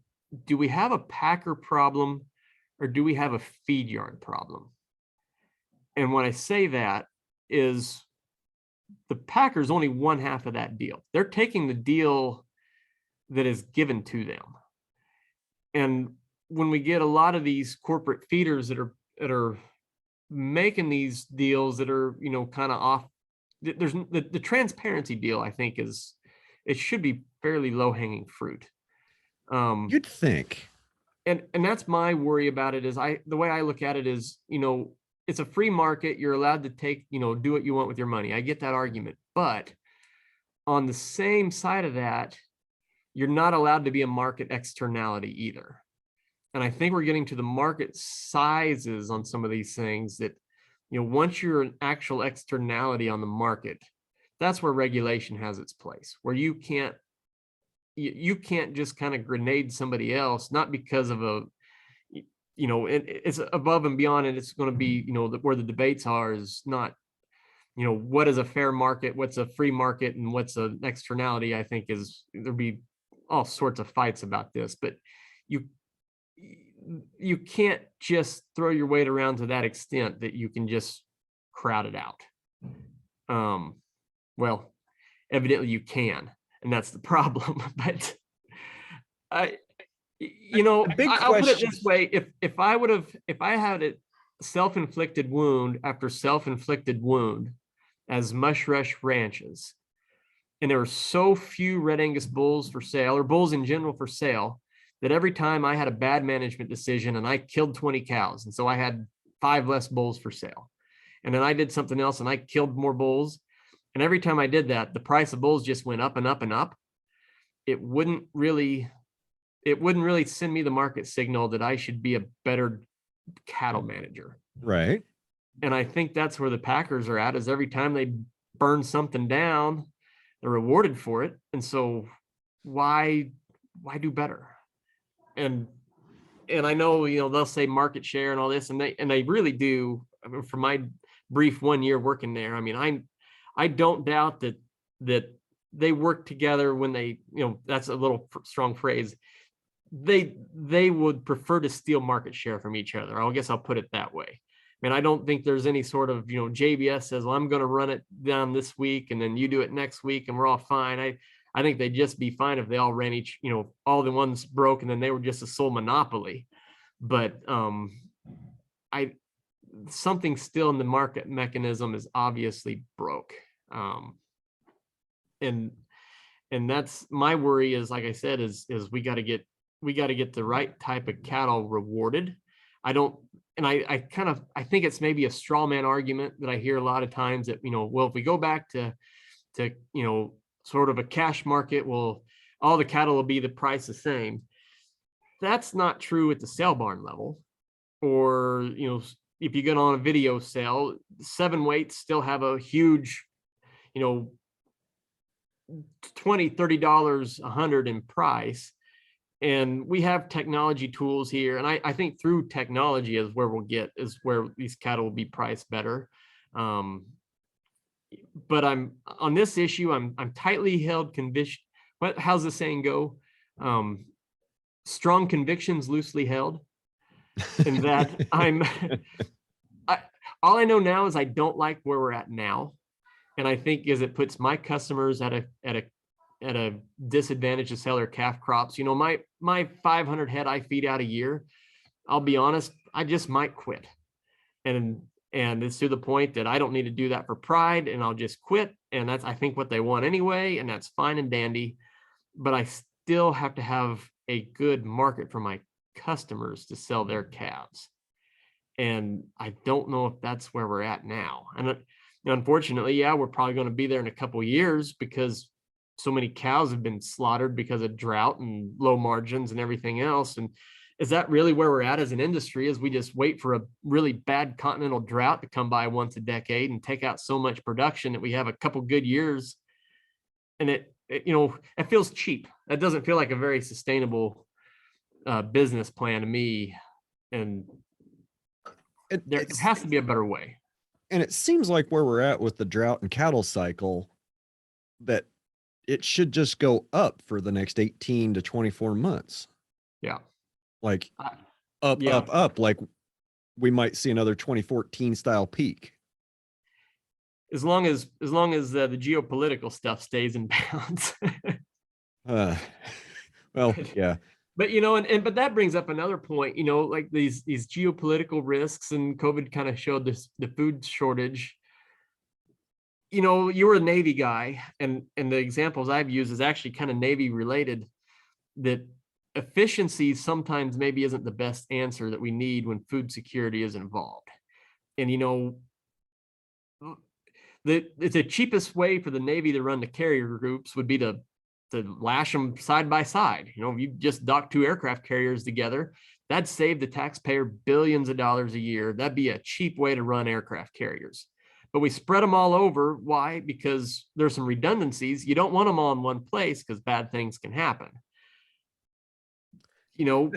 It's incredibly efficient to have, the Southwest Kansas corridor, and shoot, you could almost throw a rock in Dodge City and throw from one 6,000 head a day to another 6,000 head a day. Yep. And there's efficiencies there. And if you've ever been in one of those plants, it's unbelievable and fairly important that we have that. But who pays for the lack of redundancy when the wheels come off? And that's the worry. Is it's not the industry itself. They're able to us pass and the it down. consumers. Yeah. And ultimately the taxpayers are probably going to get handed a big bill, which again disproportionately kind of lands on livestock producers and landowners. Yeah. And so we're going to pay taxes for the next 20 years to bail ourselves out this year. That's how it works. And so, I don't know. I've listened to all of them, and I know you have a couple podcasts you haven't published yet that probably have some guys talking solely about cattle marketing. And I guess I'll put it this way. Well, last week was Corbett Wall, but you haven't heard that yet. No, I knew you had him. You told me that. And then when we moved ours. So I'm sure Corbett Wall has an opinion Yes. on what needs to be done here. But I don't, you know, I've ruffled feathers at KLA. I think we can say that. I know I did. And that's fine. Um, you know, that's kind of going back to the Shufflebine podcast. I mean, people, you got to go, got to show up, got to get involved. I still do. I still do prescribe to that line of thinking pretty hard. Um, Yeah, when you said you worked with KLA, I tried to suppress an inward groan, and then I thought about that Schiffelbein line. Like, you we should. got to work with Everybody people. You should. got to show up. Everybody should. And you know, I'll tell you this. There's some there's some times that things will go on there that'll frustrate me, but there's also some really good things that they do. And even if you don't agree with them on, say, cattle marketing, um, you know, property taxes in the state of Kansas, you look around and you got a pretty good deal. And if you don't think you got a pretty good deal, go ask somebody at ranches in Nebraska what their property taxes are. Yeah. And you know, I mean, there's some, you know, that doesn't all just happen by accident. Like that's not because that was, you know, that wasn't thought of by the Kansas City legislatures. And so, you know, so there's some, I'd tell anybody to get involved. I really would. Now, don't think you're going to walk in and win everything, because that's just not how life works when you're an adult. In fact, I'd argue if you're a self-employed adult in the livestock industry, it's going to be like normal. Like you're probably going to lose 25. Now you'll win 25% of the time, 20% of the time, and you'll probably spin your bearings 80. But Sounds about right. but it's, you know, you've got to be involved, I think. But as far as the cattle marketing, the transparency deal seems like an easy win to me. I don't, especially some sort of an anonymous contract library seems, I don't know. I don't know what that would hurt. You know, and like the idea is that it get into your, you know, And everybody knows what I sell Red Angus bulls for. Maybe I'm used to it here. I'm already conditioned to it. You know, Mushrush Red Angus has a bull sale in March, and with Facebook anymore, before I even know what the average is, the stock exchange and somebody else, DV Auction, will put the averages on Facebook, and everybody knows what I sold bulls for before I even know what they sold for. And so I'm kind of used to having my underwear out in public, I guess, you know, kind of everybody kind of knows. And like a contract library wouldn't even be that pervasive. It'd be anonymous yet. So you just see what Red Angus bulls in the state of Kansas brought.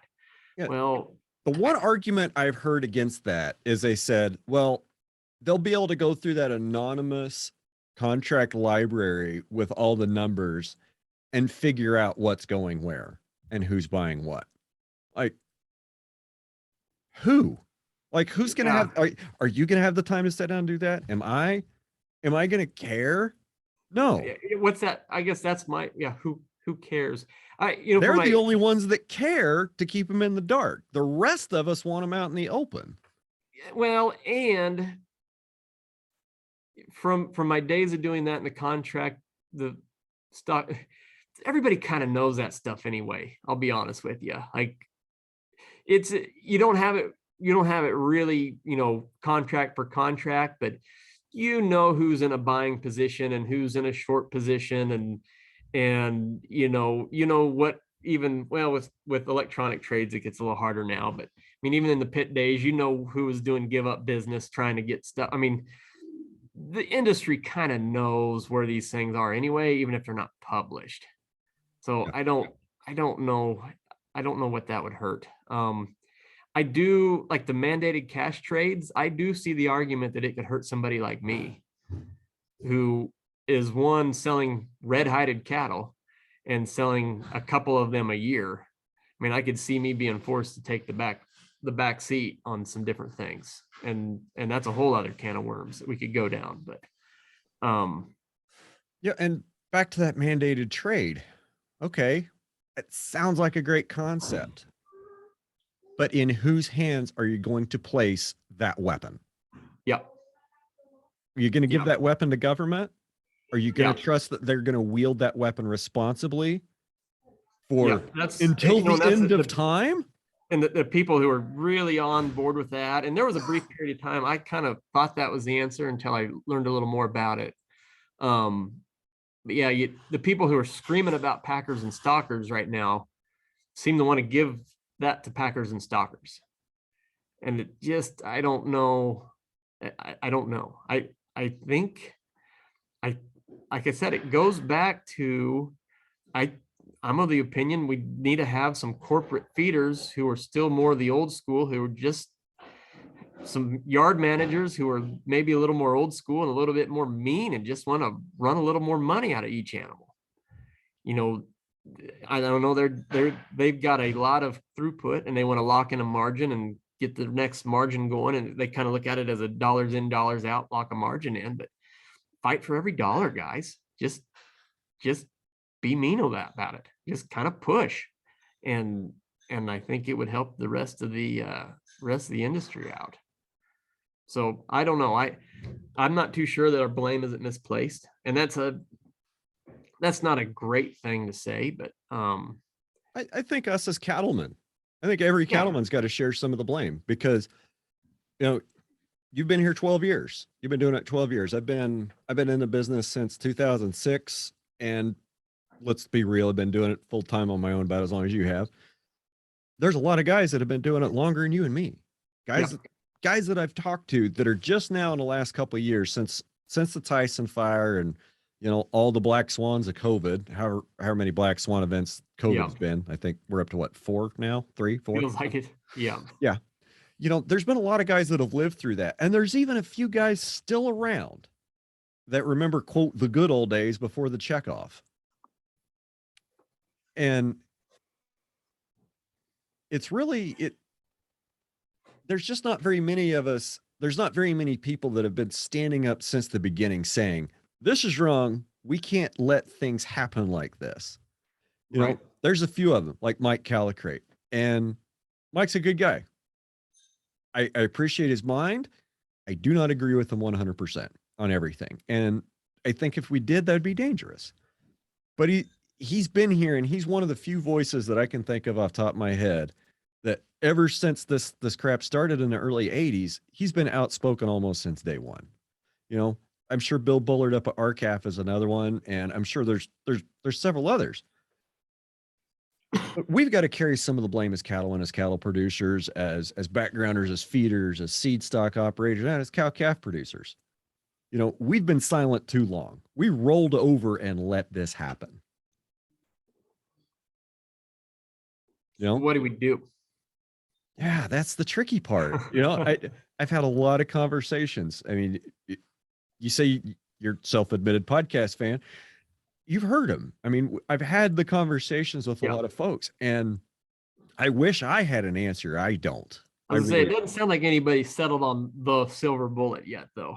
And I don't think there isn't. I mean, it's too big to fail. So the situation that we've got with the meat packers being 80 to 85% consolidated, there being virtually no cash trade on fat cattle in most of the country, there being a depressed feeder market, a manipulated feeder market, because, you know, it kind of bases back to the cow market or back to the fat market. And there's no competition. And prices keep falling, inputs keep going up. I mean, yeah, we've rolled over and taken it for too long. We got to do something about it. But how do we fight it? How do you fight a system that's basically too big to fail, that repeatedly the government refuses to get involved, refuses to enforce the law, refuses to investigate? What do we do? I think the answer is to not play the game. I think the answer is to build our own pathways to market outside the packer and feeder system. And, you know, as a producer that's trying to be 100% grass fed, it's not easy. And no matter how much we try, you know, Fisher Grassley, 5014, the compromise bill, transparency, none of it matters at the end of the day. I don't think any of it's going to really change that much about the way the packers do business. it might look better and feel better in the short term, but later down the line, it's going to sting worse. Just stop playing the game. That doesn't mean they're going to go away overnight. Even if Cory Booker and Elizabeth Warren get their way, they're not going to ban CAFOs overnight. Like, they're not going away. As gross as some of them are, they're going to be on the planet for a long time, right? I mean, even the pig barns and chicken barns, they're going to be here. But they don't have to get any bigger. They don't have to get any bigger than they already are. They can stay the same size of problem. And as time goes on and more people populate the earth, we build alternative pathways to market. Their power gradually decreases and goes away. Right? Kodak.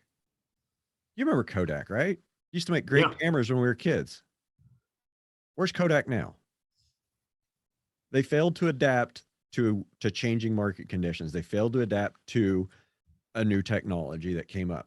Not saying there's a new technology coming up in cows or in grazing, which, I mean, there is some, and hopefully we can get into that here in a minute, but there's not a technological leap that's really going to transform the industry like that. I don't think. I think it's just going to have to be, it's going to be a drift, a slow drift. But the faster, the better. Mm-hmm. I wonder how they can keep going with labor. And I mean, you know, there are already so many staffing problems at these plants, and that's, I mean, I guess. Well, the argument is just pay them a fair wage, right? If you paid your employees a fair wage, they'd show up to work. Yeah. Yep. You can make a lot of money working at a packing house right now. If you've seen some of their starting hours, they're wanting to pay people. I bet you anybody wanted to go work a gut table in Dodge City right now could probably make a lot of money. But not me. Nobody's right. Well, that's the thing is, I mean, not, I mean, even the migrant labor anymore is kind of going, you know, doing what migrations do. I mean, as you assimilate and move on, and it's a changing job market, and they're not able to get people hired. And you can have a robot, as somebody explained it to me, you can have a robot kill a pig or a chicken because they're all the same size. Right. And maybe they'll get there on some of these livestock, or you know, some of these cattle, but it's not there yet. I think if Don Schiffelbein and the American Angus Association had their way, they'd all be identical cattle within 10 pounds. Well, they're working on it with beef on dairy, I guess, but that's a whole other tangent I could go down. But it sounds like another episode, actually. There's probably a 2-hour episode, and I would have a lot of people mad at me if we talked about beef on dairy. I'll write that down. Not no sour grapes as a guy with red Angus at all on that one. That's fair. That's fair. But yeah, you know, like I said, my worry is whatever happens, and this will sound like I'm half measures, and a little bit I am. I don't want the change to be so radical and sudden that my bull customers go broke. That's what gives me, you know, if I was just, you know, Joe Schmo guy with a stocker business or whatever, I'd probably be like, you know what, burn the whole thing down. But I have too many people that are customers that sell into the market as it is, and I got to keep them in business. Now we got to change it. We got to tweak it so they're making more money. But I don't know if there's some, you know, I don't know. I don't know. We're not going to solve it here, I don't think, today. No, probably not. Hour and 45 minutes. Yeah. Go pretty strong. So we've been dancing around something, and I know we spoke a few days ago, and it's kind of a fairly new system. So if you just want to give us a kind of an overview of Vince and what you're hoping to accomplish with it. Yeah. What is it? What is Vince? So Vince is something that I have wanted for a long time. Me too. So what it is it's virtual fencing. So think of it as controlling animals. It's precision agriculture for livestock grazing. That's the best way I guess I can put it.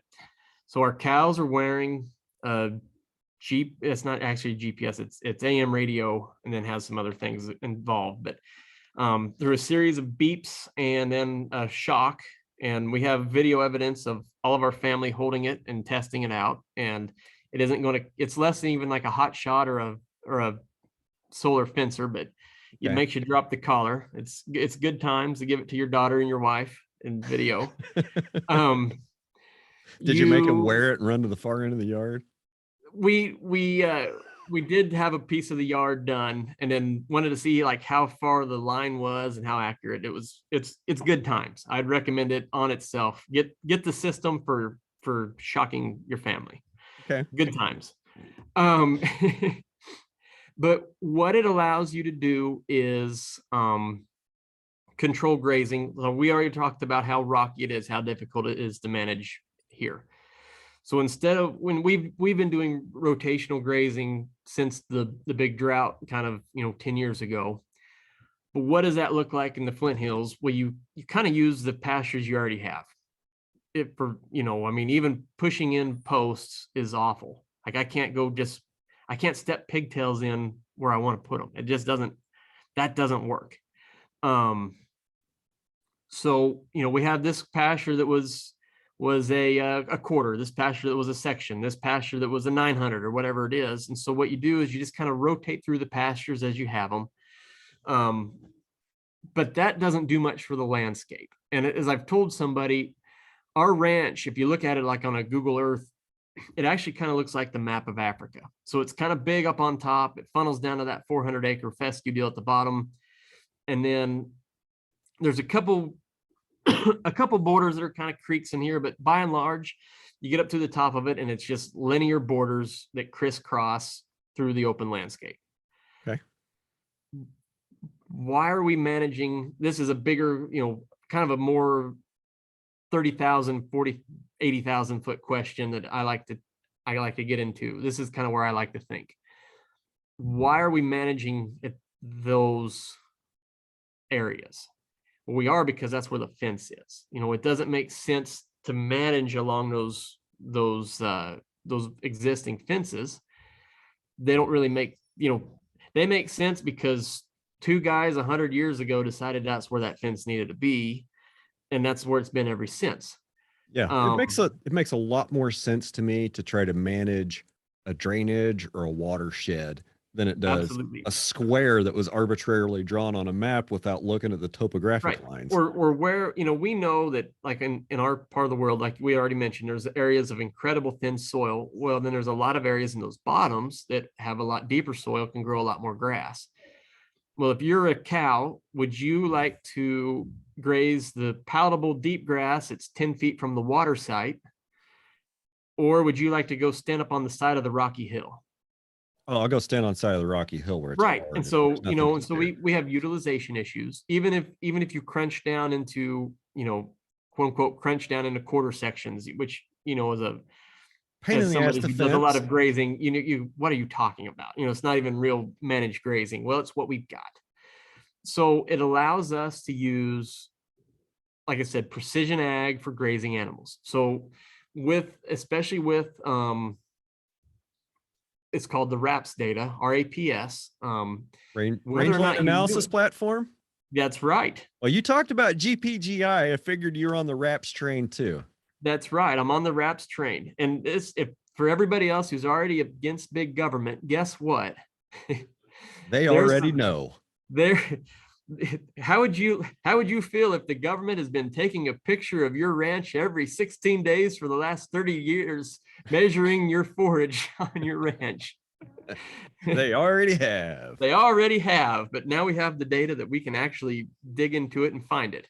And so you can either be, as a libertarian, a little bit upset by that, which is understandable, but now that the genie's out of the bag, you can either bury your head in the sand, or you can use that data. I look at it and go, holy crap, we need to change some things. We're going to change some things. And so that was when I didn't talk about it when I talked mainly about forage samples. You had asked if we had seen improvements. The RAPS data shows that we've actually seen a lot of improvements on our area and our ranch on dry matter output. I mean, we have real numbers that show it. We've added about 400 pounds an acre output. And so you combine these different technologies, and we can apply the grazing pressure where we can. We can back off of it where we can't. So that's half of this equation that we're doing here is, and that's the fun half, I think, for me as a manager, is really dialing in my grazing to apply grazing almost as a prescription where it needs to be. Okay. So you're a data nerd. I'm a data nerd. Everybody else listening, just tune out for about 30 seconds. So how excited are you about looking at grazing heat maps versus RAPS forage production? I think you look at them at the same time.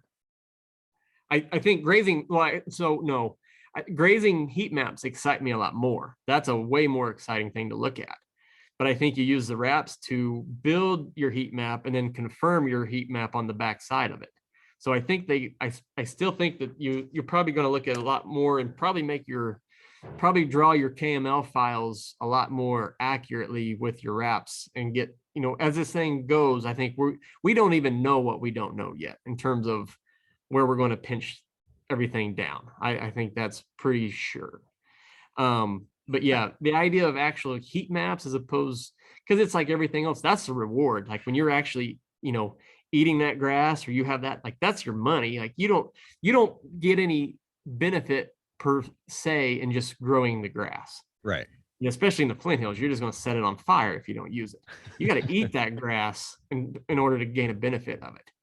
And so to be able to do that, and a lot of this is driven too. I mean, I'm not sure we're going to go buy a bunch more Flint Hills grass because it's bringing too much. Can't afford it. And so what can we do to increase the efficiencies on our own ranch that we can increase animal units and not have to do all the capital outlays of actually buying more ground and dealing with that whole thing. And so that's the exciting part. Now, that's one exciting part. From maybe the bigger watershed, I think, excitement is of what is the project that we're involved with. And this is, I think, pretty neat. So we border, if anybody's ever been in Chase County and been on the Tallgrass Nature Preserve, or the Tallgrass Preserve that's kind of off of 177, we border them on the west side. Okay. It's kind of it's a joint, it's a national park that's owned mainly by the Nature Conservancy. So kind of a third-party NGO owns most of the grass. The government owns kind of the main site and then kind of facilitates the rest of it being a park. So I'll be the first to admit that there have been years in past and people that worked at the park in the past that we probably acted like a bunch of Chase Countyans with, meaning we get pretty combative. This is a better way, in my opinion. So they have a list of concerns, and their list of concerns looks like, wildlife habitat, riparian zones, and maybe we can graze grass because the grass needs to be grazed. As a rancher, I have a list of demands. It's a list of things I'd like to see. First I have to have the grass grazed because that's how I pay the bank. And, if I improve my riparian zones, well, it makes sense because, ultimately be more grazing and less erosion and better water quality. And so there's some things there. And then wildlife habitat is probably least on that list of three, is probably the lowest one. But I mean, it's not going to hurt me to have more prairie chickens, for example. I don't think prairie chickens ever hurt anybody. Right. And so we could look at this as two ways. I could look at TNC's list and say, well, your list is out of order. You dummies, you don't know how you're doing this. And they could do the same to me. Or we could look at this project and say, hey, you know what? We each have the same list. We all care about the same things. Yeah, we have the order in a different way, but what is a tool that we can use that we start managing landscapes as opposed to managing, just physical structure in terms of a pasture? How can we manage landscapes the best? And Vince is a product that's going to let us do that. So we collar cows on our place, and then they go on the park side as well with collared cattle, and yearlings don't work with this yet. The training period takes too long, and Mexican yearlings that come into the Flint Hills are just too dumb and wild. It just doesn't work. So we sent a bunch of dumb, tame, registered cows is what we did. So we can control, so we're doing riparian studies on their side and just as importantly on our side. So we're doing riparian zone studies, we're doing managed habitat for wildlife, and through the increase in grazing efficiencies, we managed to keep the grazing units the same. So what that does is what I mentioned too, is like how I sell bulls. I want to manage outcomes where everybody wins. And so how do we do that? We have virtual fencing. That's how we do that. So the TNC, we manage a landscape with them, and we have more prairie chickens. We have more just, kind of real adaptable, I don't say movable because they'll move, but it'll be slow. I mean, there's some things we can do with wildlife that we can't do with hot rope, and we can't do with permanent fence is the last thing. We don't need more permanent fence because that's how all these woody invasives come into the Flint Hills. And so this is really kind of a big, as I've told more than one person, I don't know if I can tell you that the outcome is decided on this yet, whether the affordability of events or long-term us working with a third party that with a different set of goals. But at the end of this 5 years, ultimately what I want in terms of my ranch or Chase County or the state of Kansas or grasslands in Argentina with some of my buddies, whoever it is, I want all the opportunities for a rancher to make money. And how do we do that? How do we do that more efficiently? How do we do that maybe in a different way? This could be a possible avenue, and this is a different way of doing things. And this is also a different way. And like I said, TNC's happy because we're gonna make more prairie chickens. We're gonna protect some streams. Those cattle standing in streams, that doesn't do me any more good than any of the animals that might be living in that stream. That's just all they're going to do is get foot rot, and they're not out grazing. Yep. I've told more people kind of tongue in cheek, I don't have black ones. They don't need to stand in the water at 3 PM. They can go out and eat. Yeah. Mine don't stand in the shade. They don't stand in the water. They're out working. Mostly they don't stand in the shade because I cut all the trees down. But that's right. And we're working on that too. But, even this Vince project, that works well. So, and so like the GPGI tree removal types, we know a lot of these programs for people that aren't familiar with them. That's Great Plains Grassland Initiative. Yes. And just for a second, we're going to mention it. I'm going to put a link in the show notes, and I'm also going to put a link to RAP's Rangeland Analysis Program. So y'all listeners can go check those out, and maybe we'll circle back and do some episodes on them. I've been trying. I've emailed Direct Twidwell twice. He should do a show. I wish he'd return my email. Dean Crable should do one too. He should come on and talk about it. I think Dean just sent me a friend request on Facebook this morning. There you go. There you go. You got it. That'll be an easy. That'll probably be an easier contact. Perfect. And so part of those, it's not. It looks at trees as a pest. So you don't just cut down the tree, then you're done. There's a monitoring. There's a certain time, years afterwards, that you have to make sure there's no regrowth.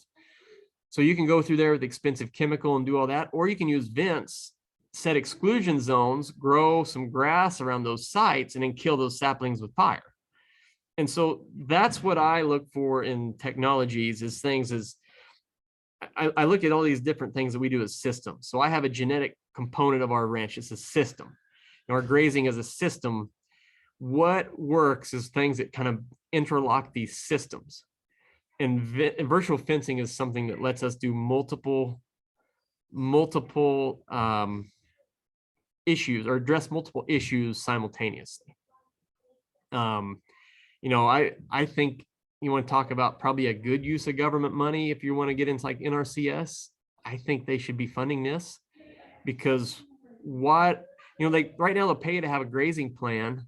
They should fund to put the towers everywhere and let the Absolutely. landowners pay for the collars. Just build out Absolutely. the infrastructure, build the expensive part, and Absolutely let us should. carry the costs. Absolutely should. I think it'd be a great idea because, and in terms of like grazing plans or any of these other things that you can do through equip or state cost share, any of these, what other program would they ever have that they could see you implement it at a high degree and have real world data collection? They would never have to come out and do just send them over the file at the end of the year and show them what you did on your grazing plan. Yeah. And your grazing plan would be phenomenal. It'd be head and shoulders above anything you've done to date.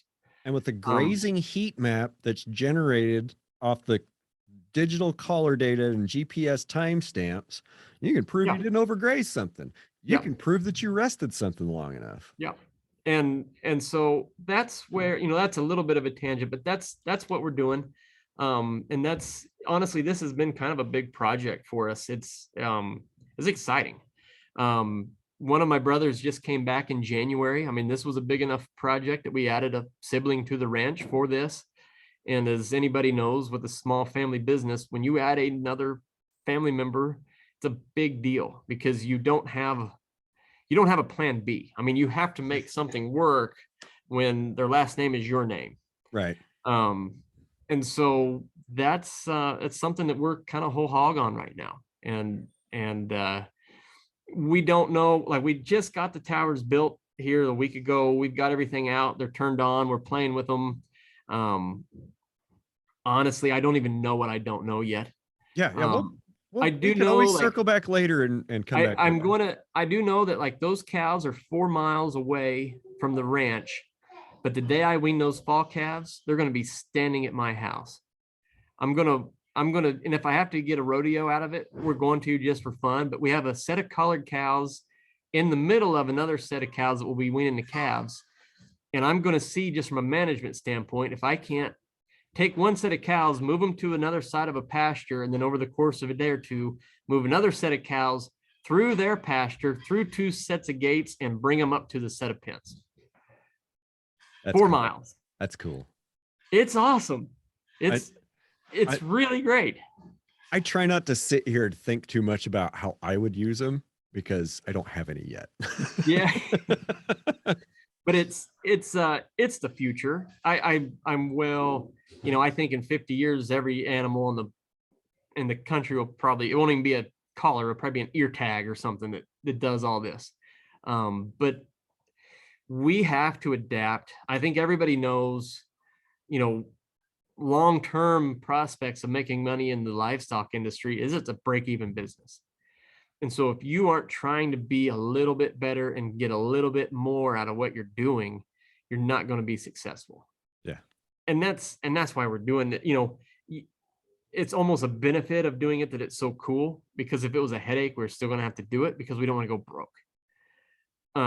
But this one is unlike some of the other things we do that are a pain in the butt. This one is something I've wanted conceptually for a long time. And now we've got it. And like I said, the possibility of the way we're working with TNC, I think opening up new models, I think, because everybody can talk about, these third party types coming in. Like I said, the TNC can be an easy target for people.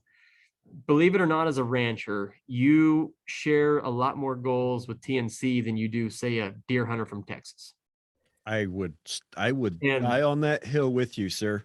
And so, I mean, these guys are a set of people. If you really do care about your ranch, you can find some common goals and work with some of these sort of groups. Don't be turned off by the coexist sticker on the back of their Subaru. They're really good. That's right. Because at the end of the day, too, their people have more money than you do. And so, I mean, they will beat you if you don't join them. I really do think that is the case. And so, you're not going to work with a deer hunter. He's going to grow up brush and kick all the cows off. Yeah. And so, to his own detriment, I'd argue, but that's neither here nor there. I mean, they're managing for a different outcome. I'll piss off all the deer hunters that may or may not listen to the show. I mean, I totally get what you're saying. I see it happen here all the time. And Well, come out and they'll buy a piece of property out here where the deer are good and land is cheap because, they're from the city and they have small shitty deer in Louisiana or Texas, whatever. Fine.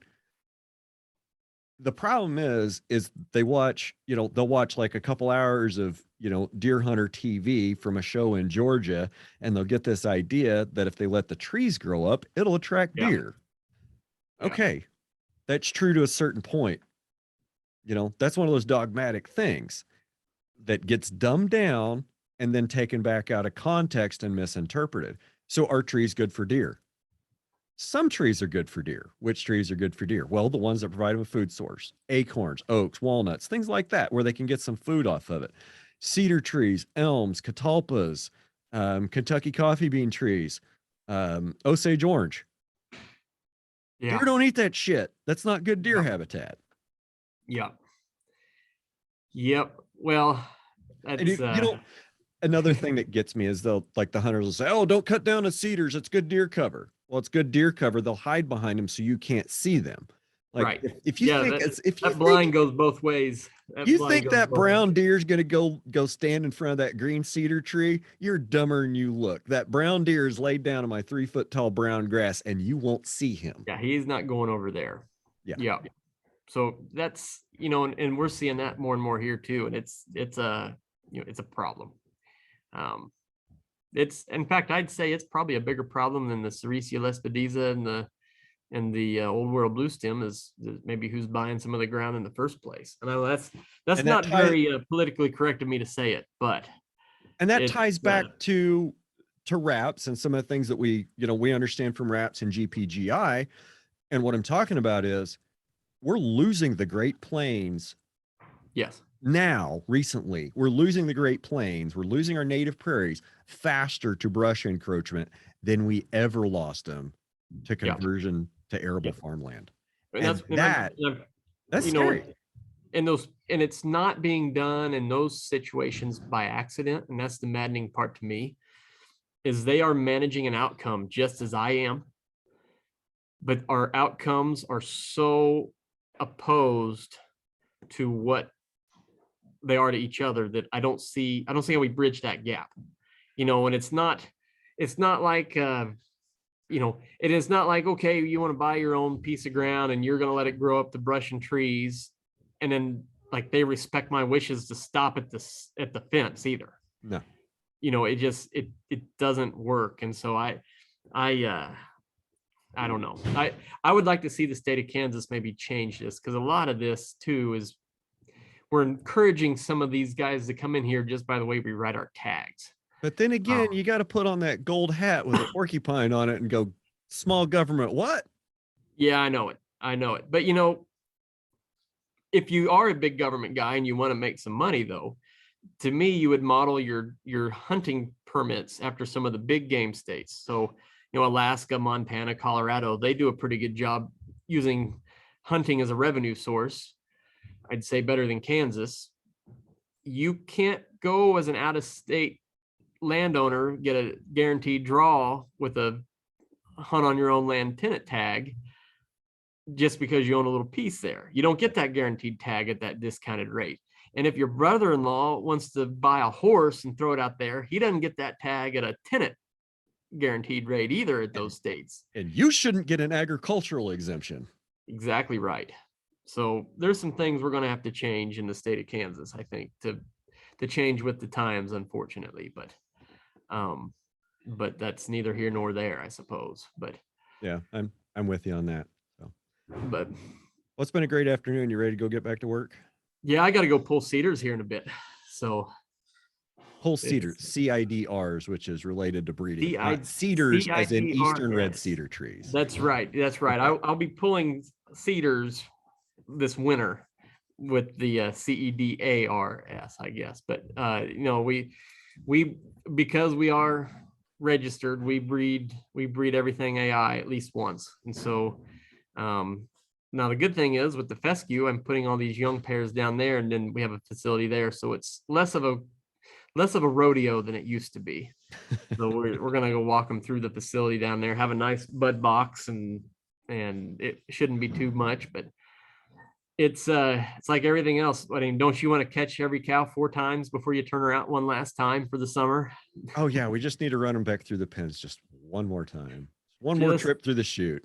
that's it's you know, I actually I like it. It's I told somebody else, to me, it's maybe one of the most optimistic things we do, because if you weren't optimistic for the future, why the heck would you AI your cows?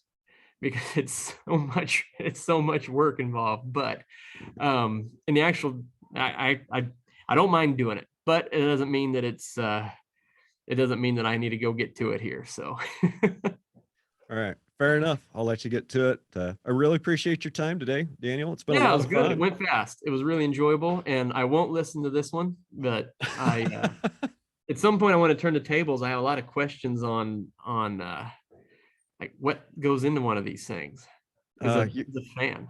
Like you're how not much one. time do you work on this now? I don't want to talk about it on air, but you're not the first. You're not the first person that's asked me some of these questions. That day's coming. That day's coming where I get to Maybe be in the hot that's seat. another idea for an episode of behind the scenes. A listeners panel where y'all get to put me in the hot seat and ask me questions. That'd be I'm good. working on that. Working on it. That'd be good. All right. All Hey, right. it's been great. Thanks again, Yep. Daniel. Sorry I couldn't come out and see you in person, but we'll do it next time. You know, I'll get up to Chase. Well, I get up to Chase County every once in a while. Next time I come and see Josh, I'll make a special You'll have to extra drive the hour extra up. 5 miles and come on over the hill. I'll make sure I do that. All right. All right, Sounds thanks. good. All right, gang. Y'all have a great week. Sounds, yeah, thanks.